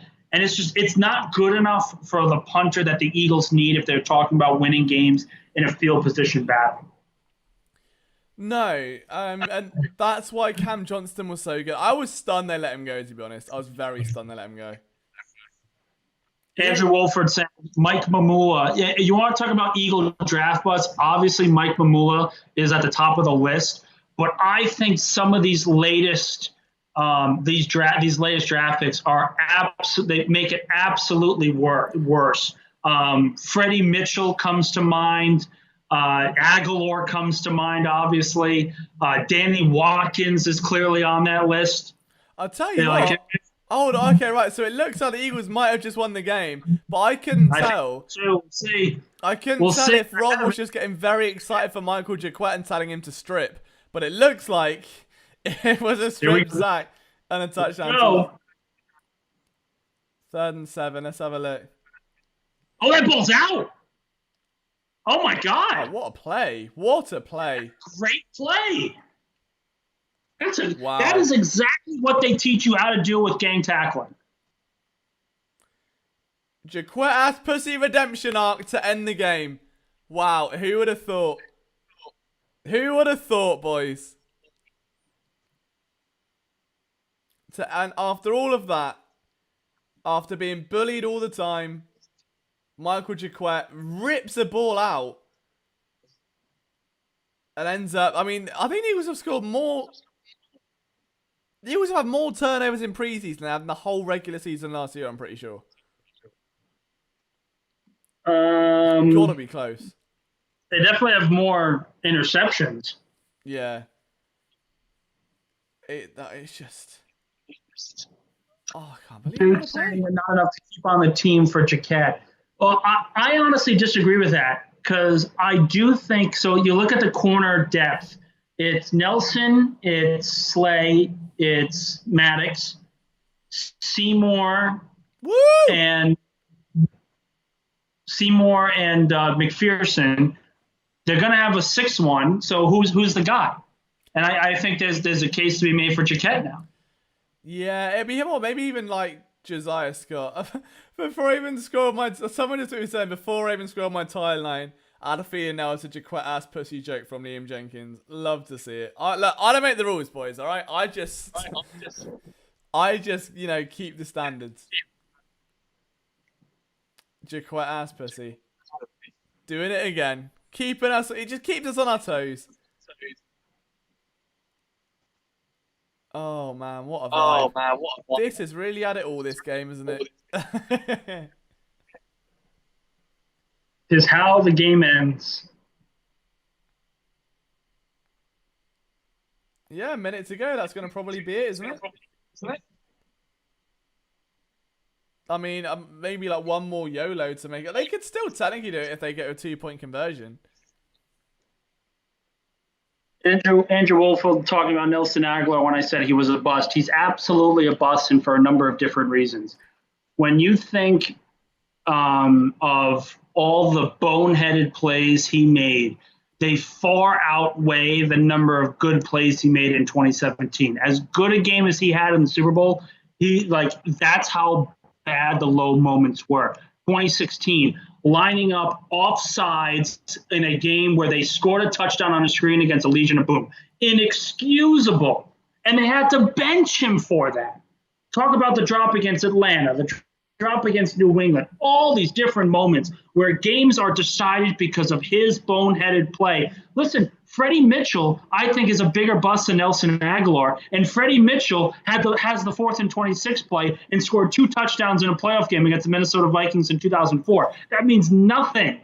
They are both busts. Guys, we've got 2 big updates. The first one, Mark Stevenson saying, Liam and Nick, who do you think will be better this year, OnlyFans or defense? And we'll get to that in a little bit. The second one, I don't want to get ahead of myself here, but Kevon Seymour's agent has just followed me on Twitter. So, make of it what you will, boys. Are we going to get an interview? Will we get inside information? Does he realise, hey, he sees how good my client really is? What a way to end the preseason. But there's a minute to go. We know that the Jets are going to come crawling back through here to try and make something happen. Who do you think will be better this year, offense or defense, Nick? It's a great question. And I personally think it's going to be the defense for one reason and one reason only.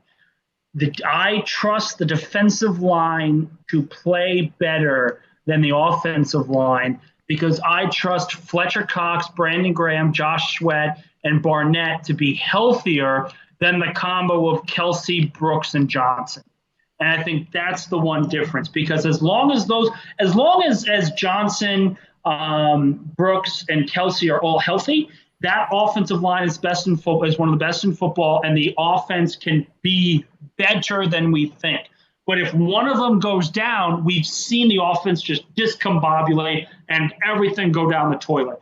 I trust the health of the D-line more than I do with the health of the offensive line.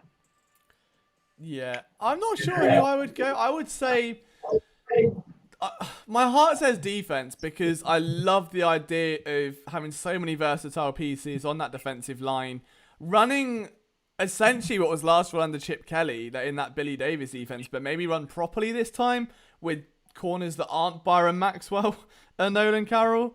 Or on the field for 50 minutes of a game. Yeah, I think the defense with someone like Milton Williams around as well, I think there'd be more upside there. In my head, though, I think the idea of seeing there is so much star power across that offense that it's hard to ignore.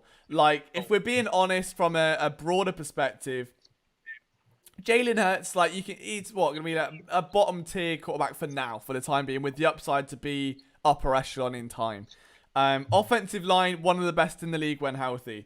two of the best receiving tight ends in the league. Devontae Smith is best route runner of his draft class. Already wide receiver 1. Jalen Reagor, former first-round pick, could take the next step. We know Quez Watkins can be dangerous. You've got Miles Sanders, we know can be good. You look back a little bit further into that backfield, things get better. So, I mean, the offense, for me, has more star power.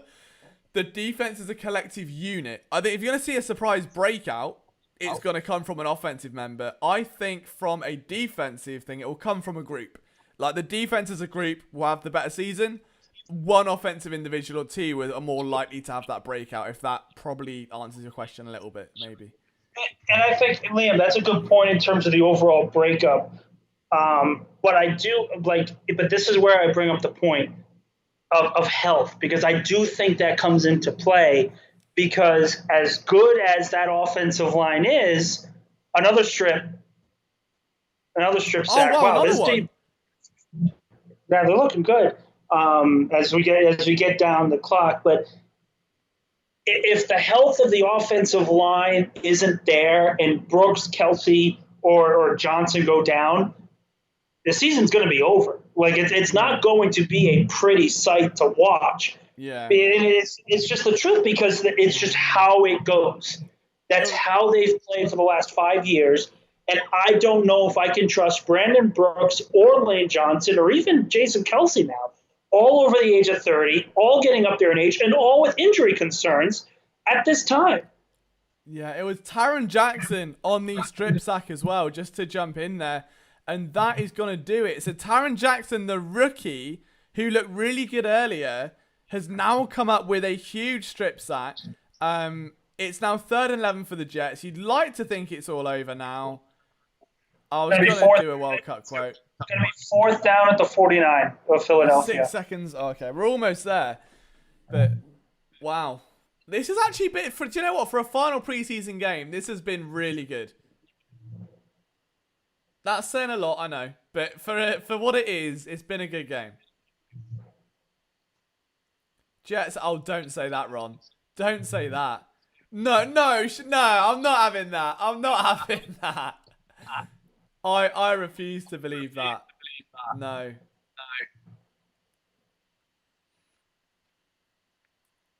If James Morgan pulls this off, knowing that the Eagles wanted him as well, no. Okay, Morgan's gonna... There's nah. Oh my God. Oh, no way. What the fuck is going on? Wow. Oh my God.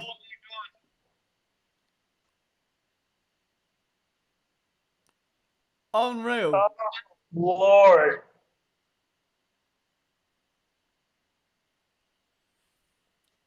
What a throw. That's just such bad defense. Like, it's such bad defense.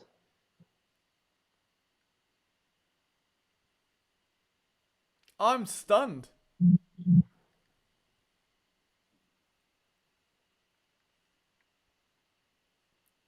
Wow, for a preseason game as well, man. Oh, look at Salah. He's buzzing. That's nice. So now it's the 2-point conversion for the tie, because remember, there's no overtime in preseason.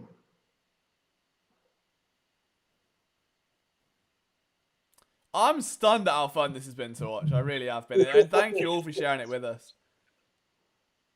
Oh, is that it? Are they going to go for it? I guess they have to, right?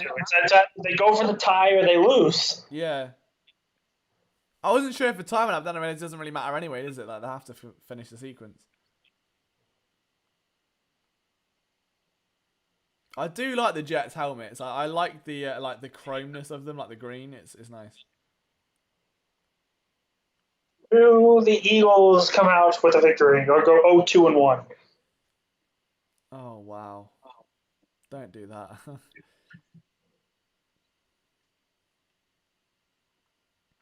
Go on, give me a Kevon Seymour interception now. I beg. I beg. I beg. Come on. He did it. Oh, we made it! He's in the slot. Oh my God, we got a tie. Oh, wow. The Eagles can't even...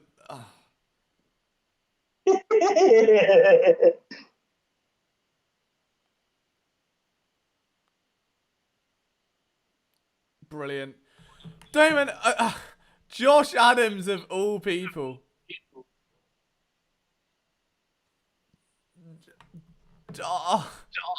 Wow. Oh, they're gonna review it. Oh, they're gonna review it. They're reviewing the play. Why is it so tense? He's in.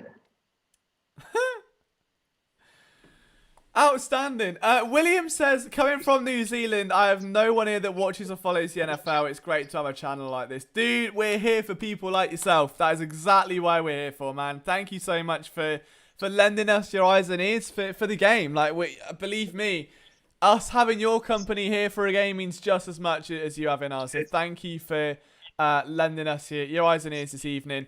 And on that note, with the Eagles tying 31-31 in preseason, we're going to end it there because I've got to get this report up and then pass out because it is not going to be pretty. So there will be written content on phillysportsnetwork.com coming very soon. Make sure you keep your eye out for that one if you want to read my thoughts about this game. I'm sure you know most of them already.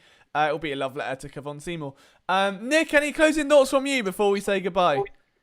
I don't really care about the tie. I came away very impressed with a lot of players that I needed to come away impressed with. Very pleased with what I saw today from Sirianni and from Gannon as well. I think they got a great system in place, and the future is bright. It may not look bright going into the 2021 season, and it may not be bright for the entire regular season, but the future later on down the road, 2022, 2023, it's going to be an exciting team to watch. Absolutely. Guys, if you want to follow Nick on Twitter, what would be the best place to do so, Nick?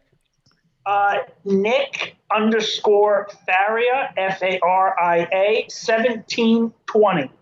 There you go. That Nick is for Faria. and Brian. There we go. Love to see it. I'll make sure I give him a tag. If you follow PSN, I'll tag him in the thank you tweet as well.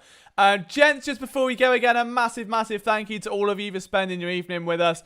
It has been amazing. Not only spending, this tonight preseason game with you, but all three of them. We've fought through. There's been some highs, some lows, some laughs.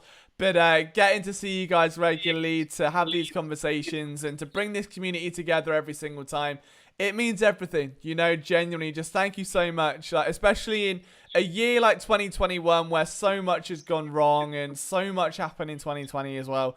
To have a year where we get everyone together like this and still prove what makes PSN so special, and that's our community and you guys. So you all have an amazing weekend. We now turn our attention to the regular season. There'll be plenty of content on the horizon from myself, Liam Jenkins, from Nick Faria. Guys, have an amazing weekend. We'll talk to you soon. Take care.